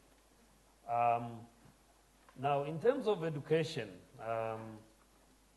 I must say we still have a lot of debate, even in Tanzania itself. Because the university education is still done in English, mainly. There are a lot of debates in the country. Why can't we give our university education in Kiswahili, because it's our national language? But of course, we have inherited this education system from Britain, and everything is in English, and to get the proper materials for university education, particularly the technical subjects, the science subjects, is quite a challenge. So they are still working on it, but we have not really, even in Tanzania itself, we have not succeeded making Kiswahili our major language in the university levels. But in lower levels, we have Kiswahili as the major language that we use to teach our students. So to get it across into other universities, we have, or many universities have Swahili language course, even in America, even in a lot of universities in Europe. There are Swahili courses at the universities where people can take the Swahili as a language and get a degree in a Swahili degree. But I think as future goes, we probably will go into that area and hopefully successfully we will give our education in Kiswahili, and that will bring more unification in terms of education, in terms of the economy, and so on. At the moment, I would say a lot of integration in terms of the economy in the African regions is not successful. We are still doing a lot of trading with the developed world, where I think we don't quite fit very well. And yeah, and I think there is now a cry all over Africa that we should be looking into ourselves more than just looking outside.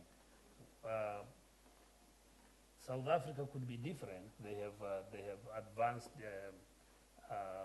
systems. If you talk of agriculture, you talk of what, they can compete in quite a number of markets in the world. But if you take our countries, Tanzania for instance, Kenya, Zambia, and so on, it's very unlikely that you can really compete in the international market, European market, with the crops that we produce and so on, or whatever products that we produce. But if we would be looking into our own markets, I'm sure that will really make us grow with time, because then we will develop the products that we have, the standards will develop over time, and we will be developing our own markets, we will be growing our own economies, and that in the process, I'm sure, will also help our educational system.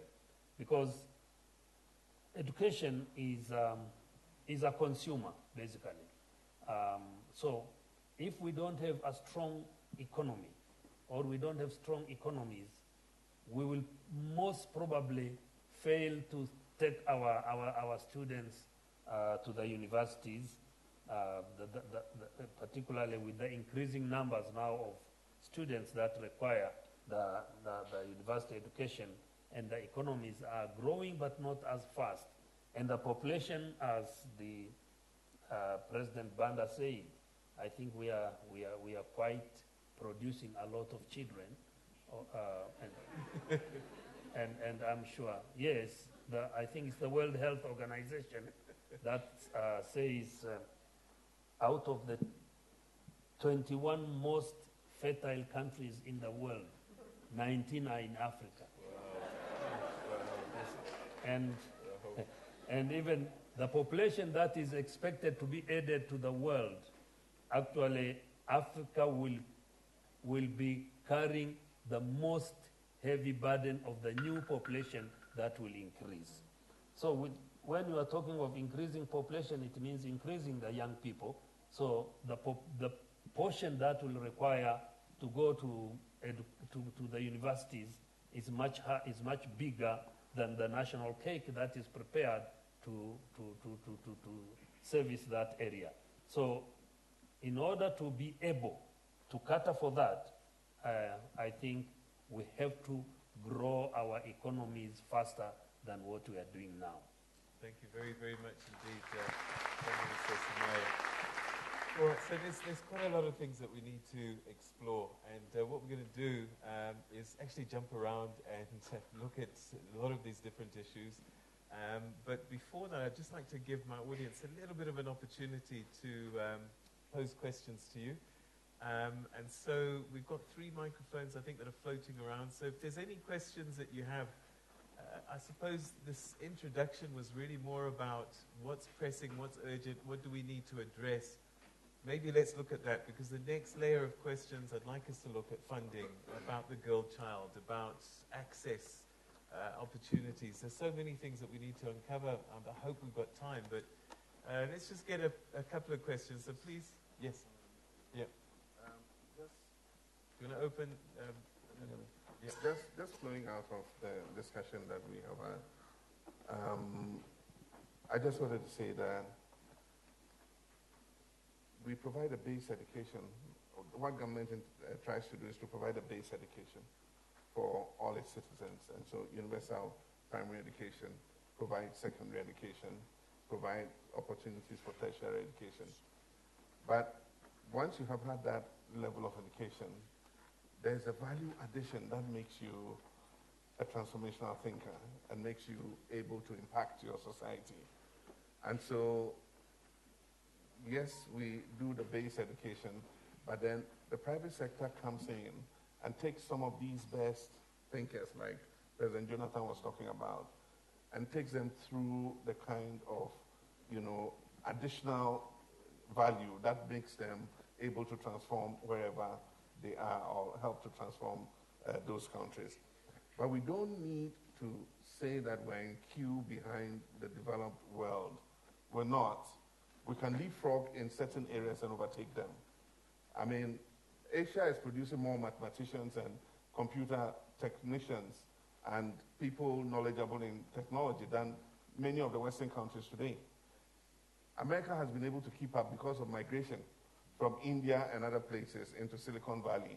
I don't know what Trump's migration restrictions are going to cause, but it has assisted America. It has been beneficial to America. America could not continue to be at the cutting edge of technology if you didn't have all those Indians and all those Asians migrating into America. And so we can leapfrog. I mean, M-Pesa has become a model for money transfer that was developed out of East Africa, that is spreading across the world. I mean, who thought that Africa would lead in GSM and mobile communications technology? So we can leapfrog if we look at what our comparative advantages are. And that is what we should be looking at. Yes, provide the base education, but then also do the value addition that is needed to make us move to the next level. Oh, fantastic. And in fact, it's a very important point that you made. There was one alarming statistic talking about, and I want one of you to address this brain drain issue, is that at one point, Malawi's got a really good medical school. A lot of people go study there, and they had this association with Manchester, so a lot of them would go across to Manchester. And at one point, there were more Malawian doctors in the city of Manchester than were in Malawi. Just to give you an indication of this kind of movement of our skills. But let's just get 3 questions from the floor. Please raise your hand if you have a question. And can I just, we're talking education today. President Jonathan cannot solve the oil price right now today. This is not what he's here to do. So so there's a lady here, one there, and then at the back. Keep your hand up so we can get a microphone to you. And then what we'll do is we'll take all 3 questions at one shot, and then if you could, whoever wants to answer that, we'll pick it up, unless it's for somebody specific. Okay. So start with you. Got a microphone? Stand up so that they can see you. Oh, no, they've taken it. Yeah, no, they're very quick here. Okay. All right. If it's for a specific president, please say his name first so he can pay attention. This is sort of my name is Matebe Chisiza, and I'm from the South African Institute of International Affairs. So this is mostly a question actually for the CEO of Fundi. Specifically in terms of, I really appreciate that the work that you're doing in terms of funding individuals for furthering their education. However, I was wondering, do you provide any other soft or hard skills other than providing funding, specifically in terms of technology, and that can aid to close the digital divide? All right. I think your microphone is still live, eh? Is it? Okay. In fact, we'll get to you, but let's ask the other question. So you've got a couple of seconds to think about an answer. Hi there. My name is Rifile Maneleke, and I'm from Yellowwood Strategy Consulting. My question relates to a challenge that President Sumaya was mentioning earlier on around how we preserve and spread our African languages in this quest for education. We not get caught up in other languages and lose what we've got. I'd like to hear the thoughts of the panel on how they would approach this idea of preserving our own languages. Okay. Language preservation. One more question? Okay. The microphone's coming to you. You need a microphone because the people behind you can't hear. Okay. No, stand up. Don't have no fear. It's over here. She's passing it along. There we go. Sorry, can I ask my questions whilst you're deciding? All right, yes. Hi, my name is Fatima, and I just want to make a comment to the panel and perhaps ask for some feedback from the various heads of states. So we've been discussing the fact that education is the key differentiator in ameliorating poverty and inequality, particularly on this continent. But what I think that it's worth noting is that we're forgetting that higher education is not the only route out. So let me qualify what I'm saying. You know, we've been chatting about university education, and clearly where I grew up and when I grew up, as many of you in this room, a graduate education was seen as the way up the ladder, the corporate ladder, and so on. One of the things we had, I used to be in government many years ago under Thabo Mbeki's regime, and one of the things, we had a very strong vocational education program called GIPSA. And the reason why I'm talking about this is that those 500,000 students that our professor spoke about in the beginning of the talk, that really shouldn't be in the system, is germane to what I'm trying to say. That not every child can make it to university, not because they're not bright enough or they don't have the smarts to do it, but I think there are a mix of skills needed in our society. So you have graduate students who do brilliantly in school and in university, and then you should have vocational education training, where I think we've been lagging behind in South Africa. So for example, in Germany, yes, we talk about the free education model and so on, but in Germany, many of the students go to the technical colleges and then come out and go to Bosch and Siemens and do a 2-year work and internship training. So they become apprentices and they earn huge amounts of money. So similarly in South Africa, we need to start glamorizing and making vocational education sexy, because we need plumbers, we need artisans, we need electricians. My son went to Parktown Boys. He is now doing his honors in physics. He has friends, by the way, who went and became electricians and plumbers, who are today earning more money while he's still going to go on and pursue his PhD and master's, as an example. So I'm just trying to say that we must caution that it's not only a university education that is the way out of poverty and assists our youth in South Africa. We have 4.5 to 6 million youth not in any education, employment, or development programs. And we have to do something about that from the state's point of view and from our corporate's point of view. We've got to get them into some sort of internship training and apprenticeship. So I just want to caution, it is not only a higher education, but vocational education that is critical to the success of the youth in this country. Thank you very much. Okay, fantastic. Thank you. I've got a feeling that you really believe what you're saying. So I'm thinking she's a preacher. Yes. My question is around the quality of education. Okay. I come from a village where the education quality is very poor. Fortunately, now my kids are going to better schools. But I want to check from His Excellency, good luck, Jonathan. How did you preserve the quality of education in Nigeria? Because what we are seeing in South Africa is that the quality is deteriorating year in and year out. If the percentage was 50, it's been decreased next year to 40, it's been decreased in the other year to 30. So how can we make sure that we improve that quality of education? Because for me, there's no use of saying, let million kids pass, but the quality is still poor, because we are not going to yield the expected results. So if you can give us some highlights on that one. And maybe my last question is to the CEO to say, how do we influence, can I? No, you can. Yeah. How do we come out of this place and make sure that we influence our peers, our companies, because the conversations are good, but we need to do something about the conversation that we are having. So how can we take this conversation to influence other people so that we fast track the importance of education, because it has been said that it's only through education that our economy, particularly in South Africa, can grow. So if you've got some ideas that you can share with us, that will be appreciated. Thank you. All right, thank you. I'm going to start with you, actually, because I'm going to carry on the conversation with the presidents afterwards. So you've been asked a couple of questions. Do you want to just stand up once again so we can see your designer young man suit?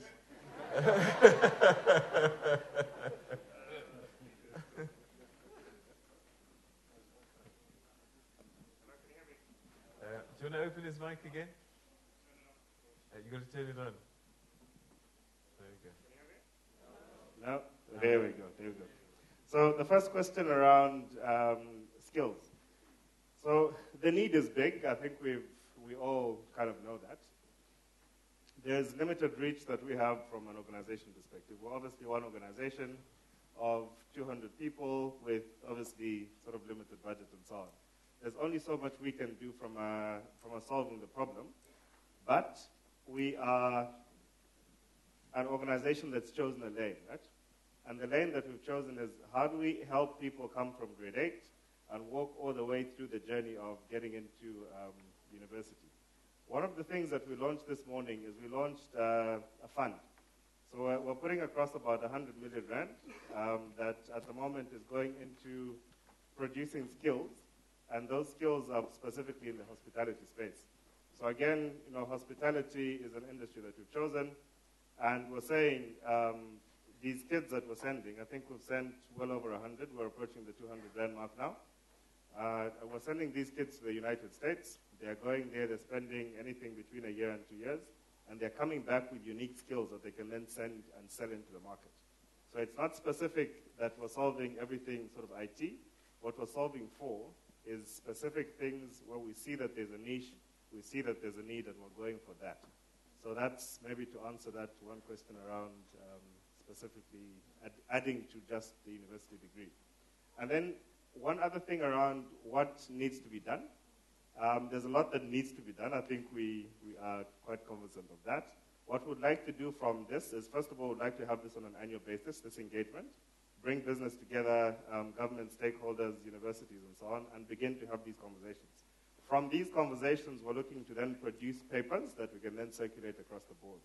So these will be in the organizations where you work, these will be in the university spaces, and we're looking to share this information so that if anybody comes across a piece of this paper that they can implement among themselves, they do exactly that. And we as an organization are committing to do that in our own organization. Thank you. Thank you very much indeed. Okay, so let's answer some of these questions. And one of them that came up is a fascinating one, and that about language. I don't know who wants to pick that one up, because I think one of the challenges that we have as a continent is to develop our languages to meet the challenges of today. And I don't know what the Chui word for nanobite is. But how do we address the language story, but that we're in an environment where perhaps our languages haven't kept up to pace with the world that we're living in? Who would like to answer that? Yes. Well, back what I said to you, the conditions of success, okay? The World Bank, you have no education because you don't have money. You have to create education, and for the money,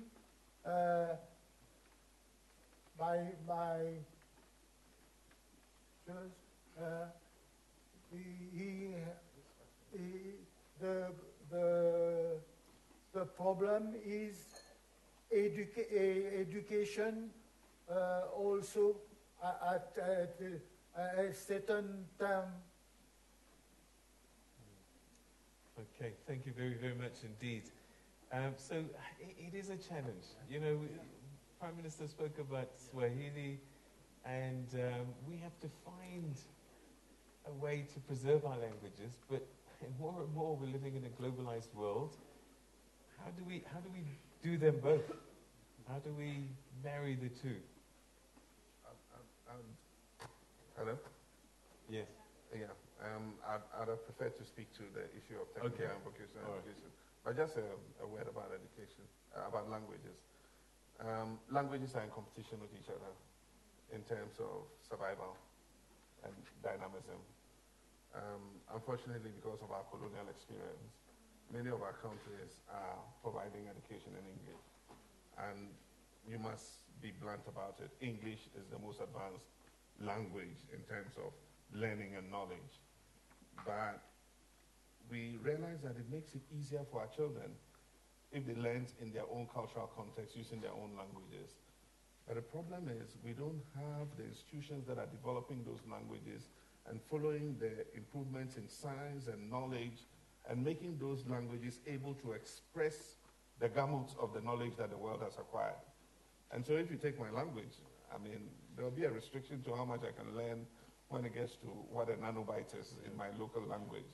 And so yes, I'll get an education in English, but then as much as possible for those languages like Swahili that have an advantage, they must have institutions that are looking at the development of world knowledge and bringing in the words and the expressions that make it possible for those languages to continue to survive.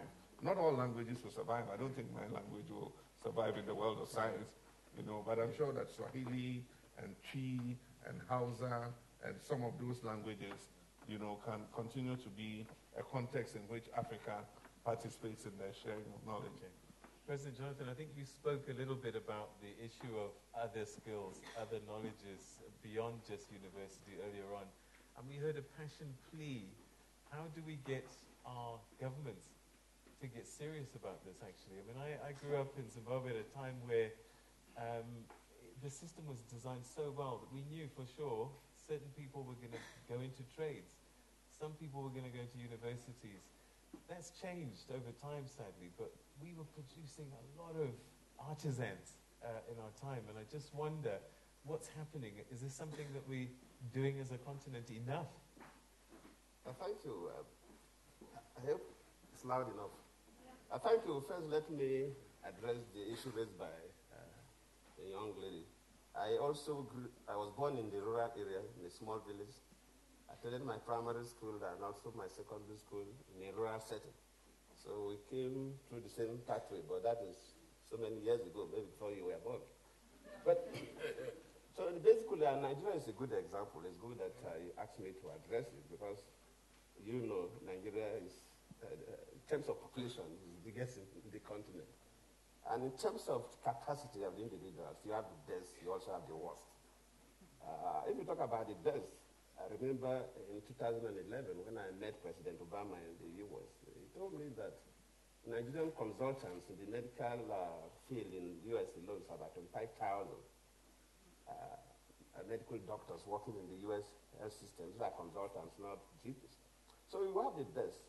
But in terms of the quality of education, I totally agree with you. Let me give the example, even at the high level. University of Ibadan was established in 1945 or so.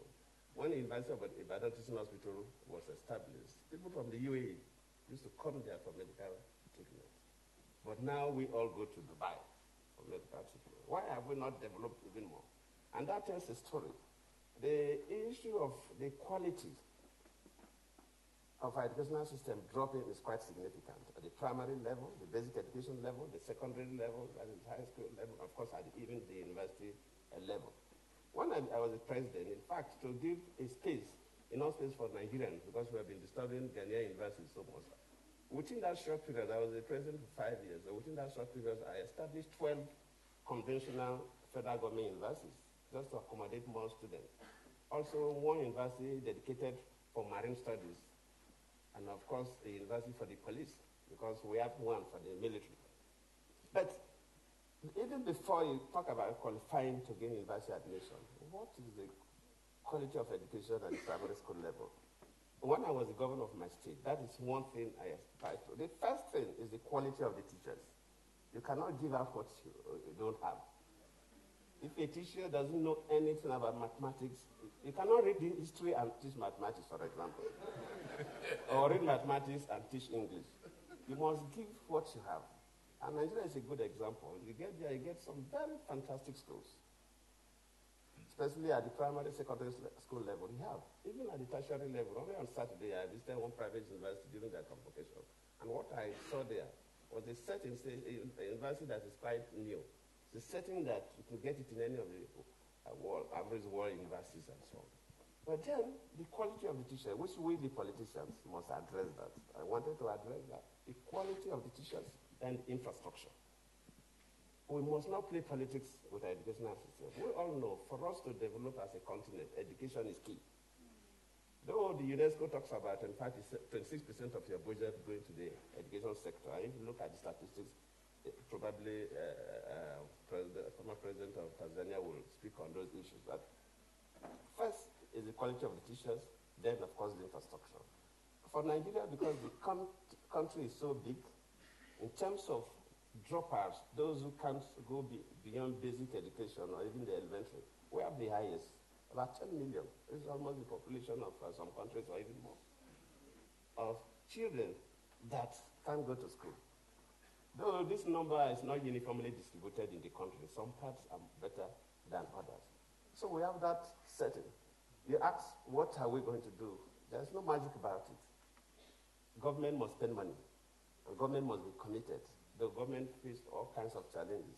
In my very country, the problem we have is that we have 36 states and the federal government authority. Based on our constitution, primary and secondary school education is exclusive preserve of states, not the federal government. The tertiary education level that, of course, the federal government handle, of course, states also handle.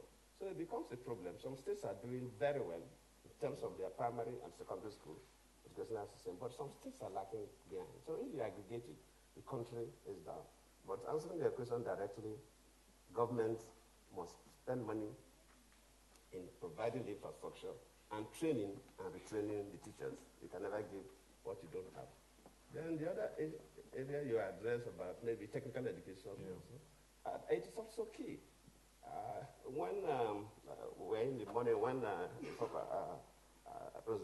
Arumi spoke, one lady asked about, I think a man asked, how do we encourage our youth to go into the technical disciplines? In fact, it's a matter of government policies and programs and also job opportunities. I know that in Nigeria, yes, at the time, if you have a diploma, a higher national diploma or which is equivalent to the bachelor degree level, they were even discriminated against in terms of the level you can go in the civil service. You are not expected to reach the level. Somebody with a bachelor degree will go, except you do what they call a conversion course, a postgraduate diploma, then you can climb. But most of those limitations are being removed. But the key opportunity from the little I know, because while I was in office, we sent a number of young people for various technical training in other countries, including our country, even in South Africa here. But the challenges we had was that some of them, when they come back, they don't have the industries to absorb them. And when you don't have the industries to absorb them, it does not encourage them to go into that. Besides the fact that sometimes people feel those who have the bachelor degrees and so on appear to be superior. But in the oil industry today in Nigeria, most of the experts that come from outside the country to work are technicians. Though they come under the name of experts, professional experts.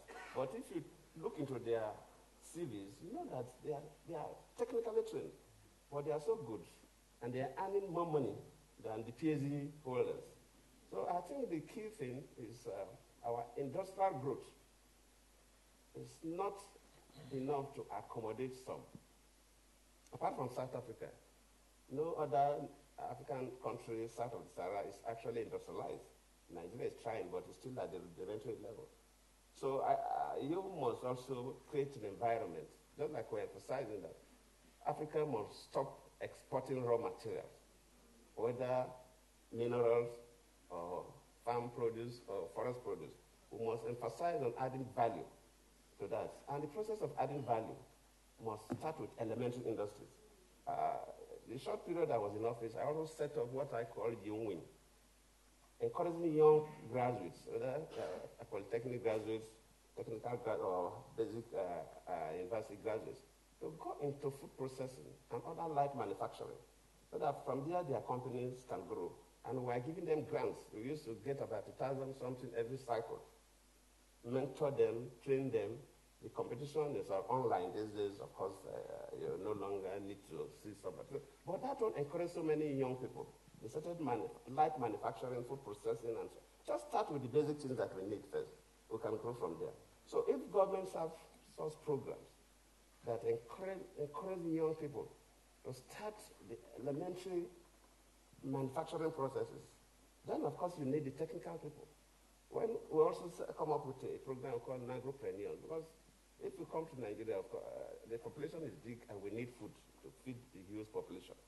And most of the farmers who are night farmers, they are old people.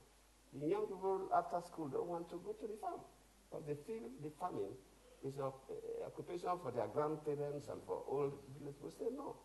We say that, okay, we are no longer just going to do about farming, but we must take farming as a business.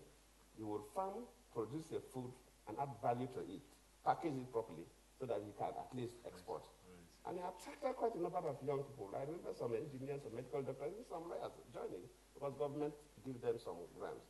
And that is how you can think about setting up a basis for industrial growth in a country.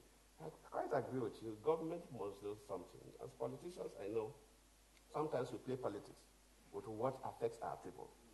I remember, because there are certain things that if you mention to people, they say, what have you done as a politician? I remember when I was in university, there was a state near my own state. And the governor then is late, wanted to commission, I think, conductors, electricity project. And he told the people that look at those wires, don't touch them, you will die. Saying that, of course, he has provided power to the people. Because people can see it physically. If you build a road, people will see the road physically. You bring power, people will see it. But sometimes when you invest in education, it looks less tangible. Because, okay, you have given scholarship to 1,000 youth, 10,000 youth. They are not seeing the youth. I say, where are they?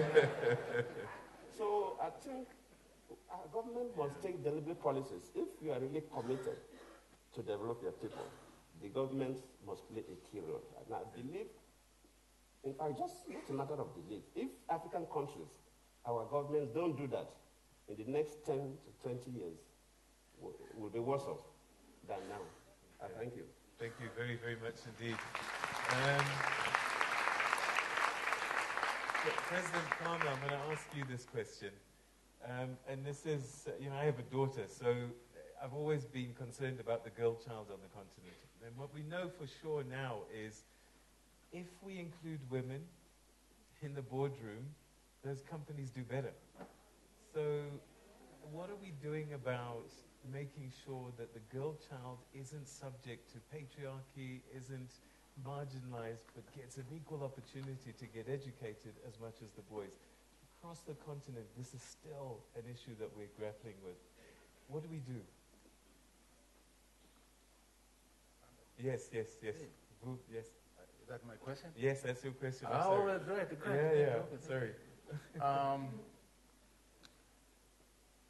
Before I respond to that question, let me add to what President Goodluck Jonathan has said here. There's a young lady right behind there who was skeptical about concentration on higher education, say universities, and forget about other training programs. And she tended to caution us, and I couldn't agree more with her, because this morning we spoke about that. And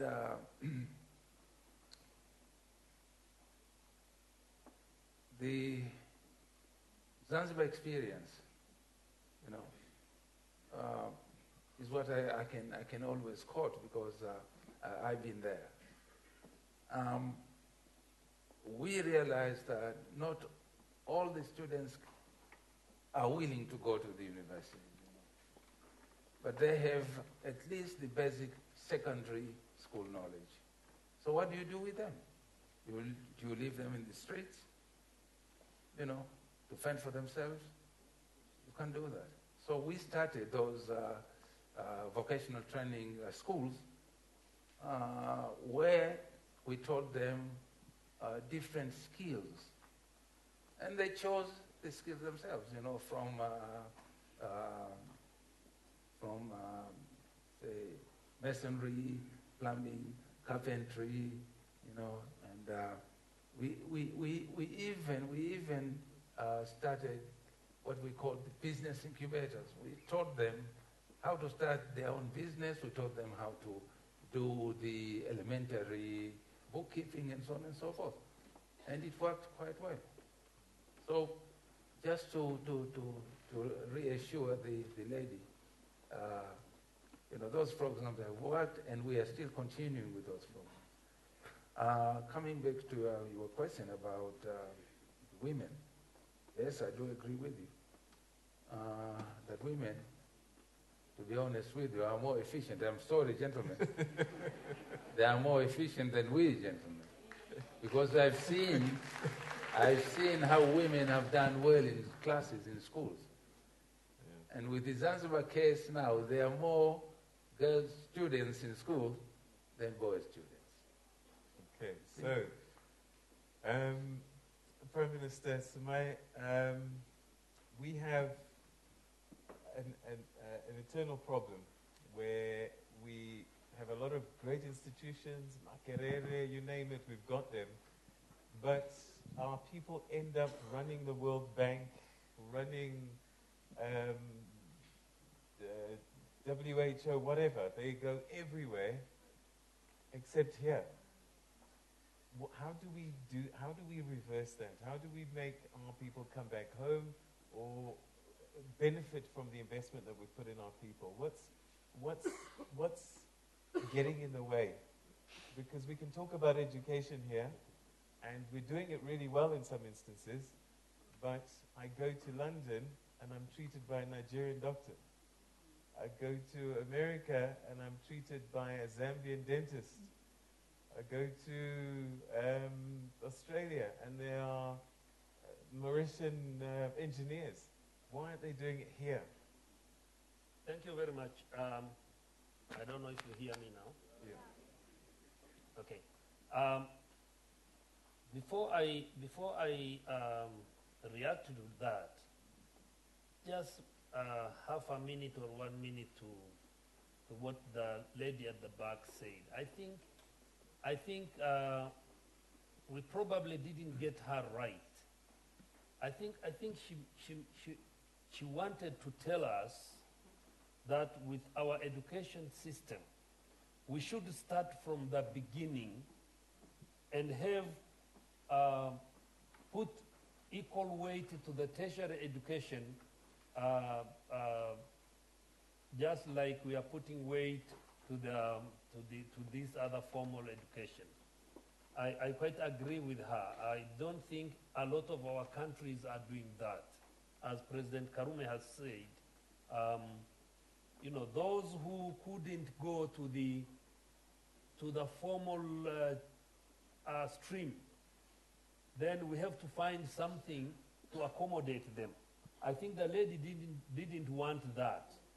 Yeah, she wanted some kind of like the German system. I have seen the German system. I went to Germany to study their educational system. From the beginning, they identify the children. It's not, you don't take the tertiary line as a second class line to the other one. No. From the beginning, they look at the capacity, the capability, the interest of the children, and just divide them from there. And actually, the tertiary people, the tertiary education, once you get to what they call a master, you get paid much, much more than a university professor. So I think that is what she wants. And I think that is very important. And as President Goodluck Jonathan has said, once we get there, it is the only way we can assure the development of industries in our countries. Because those people will be experts in working in industries and so on and so forth. Now coming to your question, why are our people running away? Okay, There are quite a number of reasons I would say. One is the system of education through which they have been trained. That system of education, language being one of them, looks into the developed world more than where they are originating from. And therefore, the argument always is they are looking for greener pastures. Okay?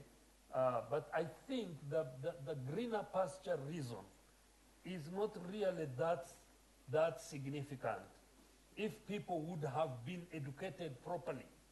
Okay? You can have a PhD, but maybe you are not educated properly. Yes. To be educated properly, you must have something in you that is for your country. So if you are like the Chinese, the Chinese never ran away. They never had enough money to pay their people. They were almost working for nothing, but still they will work for their countries. So we have to have that spirit, that heart, that you say, I must save Tanzania, I must save South Africa, I must save Ghana, I must save Nigeria, if you are Nigerian. It is until we get that kind of education, then we will really work for our countries. In fact, you are talking of World Bank and so on. World Bank those are international organizations. Maybe you can say, okay, there is always a reason to look for a job in World Bank and the IMF and so on. But there are a lot of other private companies, other private organizations, other private universities, where you have many Tanzanian professors, many Nigerian professors. With Nigeria is even more. And we could be having a lot of shortage of professors in Tanzania, but we have our professors teaching in America, in somewhere else and so on, and doctors likewise.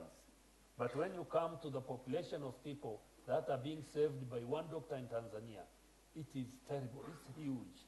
But still we have our doctors who are working somewhere else, and when you ask them to come home, they say, oh no, I can't come there. The human rights record is not good. The salary is not good. You people, you are not, the roads are bad. All right, so what you're saying is... There isn't enough electricity. So what you're saying is that we should be more patriotic. Pardon me? You're saying we should be more patriotic. Yeah, more patriotic. But in their that's the thing. You must be, if you don't have that at heart, if we can't have education that will instill and develop the patriotism of our countries and the love of our own people, definitely we will never go anywhere, and we will be teaching our people, and they will be ending up somewhere else to develop those other countries which are already developed anyway. All right. Thank Prime you, Minister, unfortunately, we've run out of time, so what I want to do, in a minute each, just maybe your final thought, your final word. I know it's going to be difficult as a past president to speak for just 1 minute.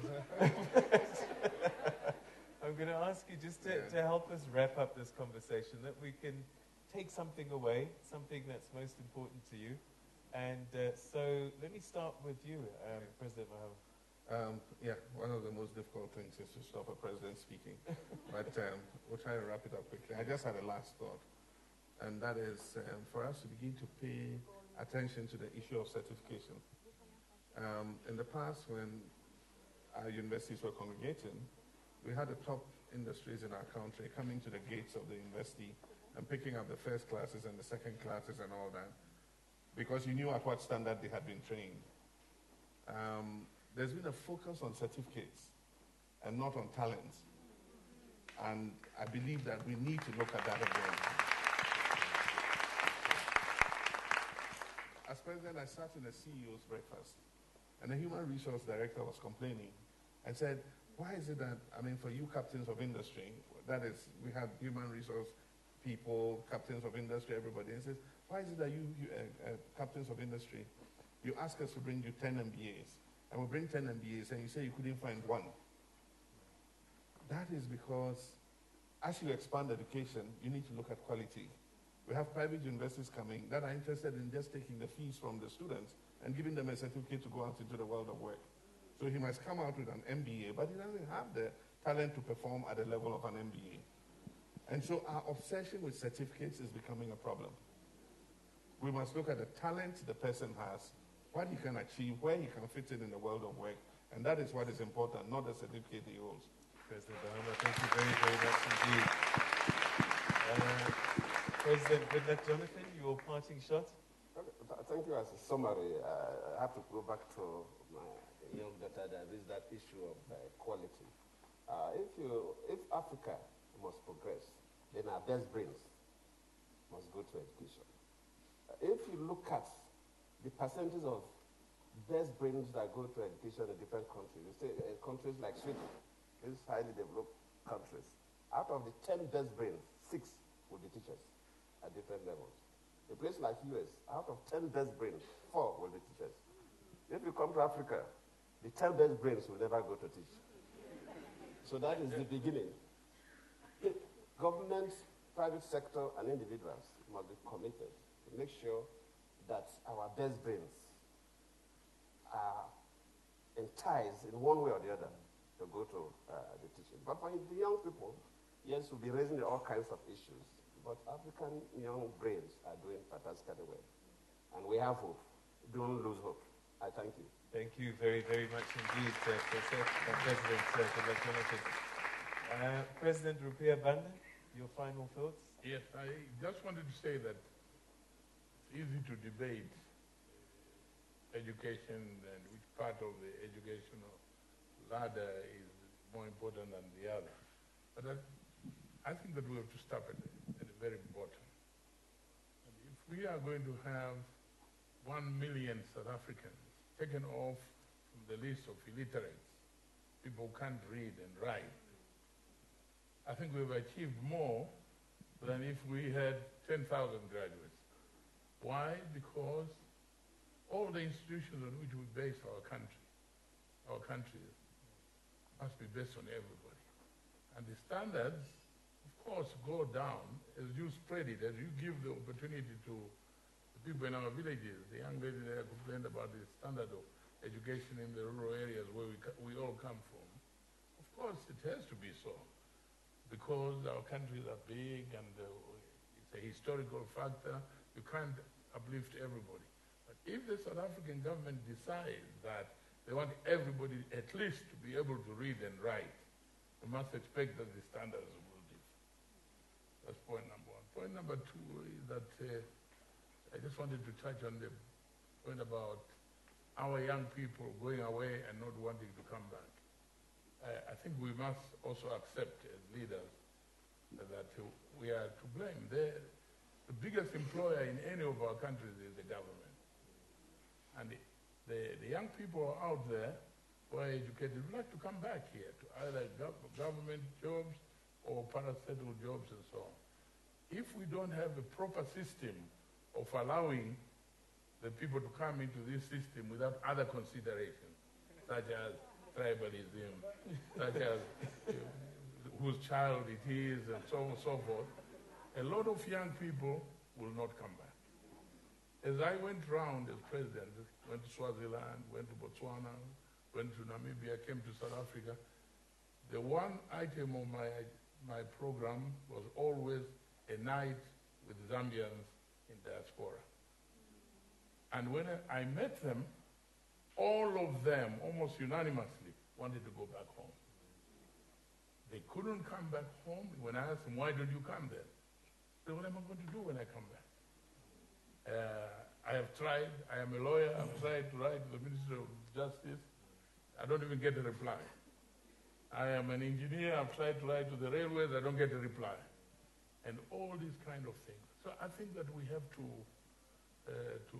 blame ourselves as well for having not attended to this issue of unity of our people. Our young people run away from these conflicts which are created by excluding other people in one way or another. We exclude them because, as I say, because of tribalism, But we can exclude them also because they don't belong to our political party. We exclude them for whatever reason. I think, to be frank, all of us Africans has to attend to this. They go to America or to England or to France. If they know they're qualified, they know they will get a job to do when they're in those countries. Those are my last. Thank you very, very much indeed. Zikomo Kwambiri. Thank you. Enfin, Monsieur le Président, voulez-vous parler en français ou en anglais? Ok. En français. En français. Okay. Nous avons un traducteur maintenant. Je pense que votre Ok. français est meilleur que le mien. Ok. Oh non, parlez. Ok. Merci. Oui. Je pense que normalement, le système est mauvais. I think that the system is bad. It's normally bad. Ok. Oui. Il faut avoir dans l'esprit un idéal parfait.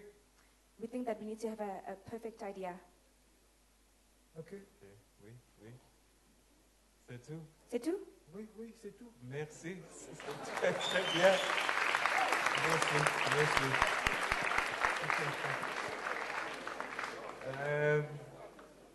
Okay, let's go to the beautiful part of Zanzibar.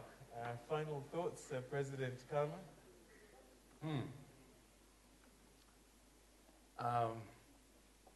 The theme of our meeting is about education. And we all realize that, and we know, that education is not cheap. It's not a cheap investment. It's a very, very expensive investment. Sometimes when we fail to realize that this is the time when we also fail to allocate enough funds, to teach or to train or to invest in education. So my call is simple. We should always be ready to invest in education. It takes time to get somebody trained. It costs a lot of money. But you see, at the end of the day, you will know that the investment you put into that particular person has been worthwhile. You see, that's very important. There's another thing which perhaps I should, I'm a bit lost here when you spoke about the brain drain, that Africa has trained so many people, and most of them, or many of them, prefer to leave their respective countries and to go and work abroad. I beg to differ with those who think it's wrong for our people to go outside our countries, and work over there. In my opinion, I think those people gain experience when they work abroad. They gain experience, which in the end, they could also use that experience back home, because not all of them decide to remain there forever. Some of them go there temporarily to gain experience, to learn more, so that they could impact that knowledge, into their societies. I remember when I first addressed the 40 medical school students in Zanzibar. This is a long minute now. Sorry? This is a long minute now. When I first addressed them, I told them this. Because, the Cubans, we employed the Cubans to teach them. And they had to learn, the Cubans taught them in both Spanish and English as well. and we encouraged them to learn Spanish. And I told them, look, I want you to learn Spanish. In 2 years here, you'll be fluent Spanish-speaking students here. But what we're asking you to do is to learn, do your best, so that one day you qualify as medical doctors. And after that, go out. If you want to go to Spain, you'll go to Spain. Go to Spain and, and take further medical studies there. Now, once you get to Spain, you study more. And then once you graduate there, if you think it will be beneficial for you to start working there, go ahead, work there. But make sure, this is what I told them, make sure that you don't forget home. You don't forget your parents here. And whatever you receive there, send it home, back home. Exactly, and start building your life here in your country. Okay, thank you very, very much indeed. Thank you so much, Mr. President. And former Prime Minister Sumaya, your final thoughts? Yes, I will just say our education needs readjustment or realignment so that it can answer to the requirements of the modern society we are building in Africa. And that realignment must also answer to the problems of economic development so that we can have sustainable development, which in the process will also have ability to carry the burden of educating our young people. Thank you very much. Thank you very, very much indeed. Ladies and gentlemen, once again, please can we just give a big hand to our past presidents and former Prime Minister for sharing their thoughts with us. And at times speaking candidly in a way they might not have been able to do whilst they were in office.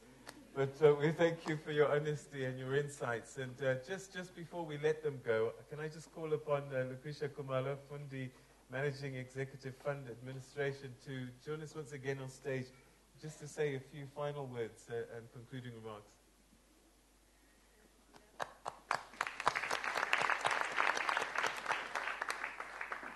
Thank you, Excellencies. It's really been an insightful discussion with you this evening. We've been able to get some valuable contributions both from the audience and our statesmen and everybody in the room, and we really appreciate that. Just 3 key points that I picked up from today's discussions. Really, it's not just the cognitive education that is necessary for this continent to grow. I think this was a very key statement that Dr. Renose shared this evening. We really need to focus on other skills such as leadership, negotiation skills, etc. And it is something that the former statesman said that, it's not good enough for somebody to have an MBA and not be able to use that MBA. And I think that's something that we need to take into tomorrow so that we can unpack it further. Another thing really that I took from the discussions, the third thing and the last thing, is that the solutions that we discuss here today and tomorrow as we put together something, a thought leadership paper, need to be practical and implementable. If you'll remember in the discussions tonight, Honorable His Excellency Goodluck Jonathan shared some solutions that he implemented while in office in Nigeria regarding IT solutions, and even shared what Mark Zuckerberg did with that. So that's something that was practical. He did it during his tenure, and maybe we can start thinking about how we can do those things in preparation for another forum next year. His Excellency Karume shared what he did with regards to a medical school and the partnerships that he put together in order to enable that to take place. Again, that for me talks to the partnerships that we're discussing tonight, that not one person is going to be able to solve this problem, that we need to think about other people that we can engage and work with to resolve the issues. As Fundi, we believe that we're well placed to continue with our goal of enabling education with the support of all of you. After all, it does take a village to raise a village. Through our Africa strategy, we want to ensure that we strengthen our impact as the bridge between the students, the funders, and the government, ensuring that we remain as an integral part of Africa's academic solutions. We remain resolute in our commitment to advancing education here at home and taking the lessons to encourage economic growth in the continent. Business leaders, academic funders, investors, we look forward to hearing from you so we can take the lessons from today and have the continent play an integral role in the fourth industrial revolutions. In closing, and on behalf of Fundi, I would like to thank our former statesmen, His Excellency Amani Karume, His Excellency Carl Offman, His Excellency Rupiah Banda, His Excellency Goodluck Jonathan, His Excellency John Mahama, and His Excellency Frederick Sumaye. I would also like to thank ambassadors present, academia, business leaders, distinguished guests, the members of the APLC. Special mention to Ambassador Charles Stith, His Royal Highness Prince Muzi Lamini, here present, Prince Teta Lamini, who works very closely with the APLC, our partners at the Unisa School of Business, the Fundi board and management team, all our Fundi colleagues. Some made it here and some were not able to come. Thank you very much for all the work that went into this. We really appreciate it. Our suppliers, with particular mention to the venue. The venue is at the venue, so thank you to the venue team. To the Riverbed team, you saw a lot of them running around tonight just making sure that everything works smoothly. We appreciate your work. Thank you to all of you, ladies and gentlemen. And if I didn't mention you by name, it doesn't mean that you're less important. We really do appreciate everybody that is present here today. As a token of our appreciation to former statesmen, the Fundi team will walk out and hand the statement something as a small token of our appreciation. Gentlemen, can I just for ask them you being to here. stand up, step forward so that we can take pictures as well. It's not often we get this opportunity. There we go.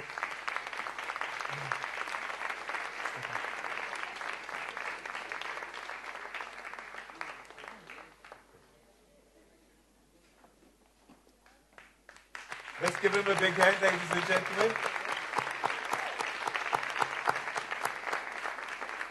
Right, so the people with the cameras, did you take the pictures? Hey? My goodness, this is a big selfie moment. I can see some people doing it now. Selfie sticks, everything, my goodness. All right, so Your Excellencies, thank you so, so much. Thank you for your time, your contributions, and if I could just ask you all to stay in your seats as the presidents leave us, as we say thank you very much indeed once again. Thank you. Thank you.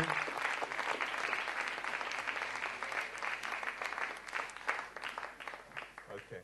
All right, so I'm told that there's another round table tomorrow. In a round table scenario, you've got a better opportunity to have this conversation with them. So come back tomorrow. Is it going to be here? Right here again tomorrow, starting what time? 9 o'clock. So right now we're going to have cocktails and drinks and so on and so forth. And, you know, if you get carried away, just sleep over. You know, you'll have a front row seat in the morning. So please, tomorrow the roundtable continues, and we're so grateful the presidents have given us this opportunity to converse with them over the 3 days. So thank you. Asante Medasi, Nawao, Zikomo Kambiri, merci beaucoup, Shokran, Asante Sana. Thank you so much. Okay. Take care. Let's say thank you very much indeed to our presidents. Thank you.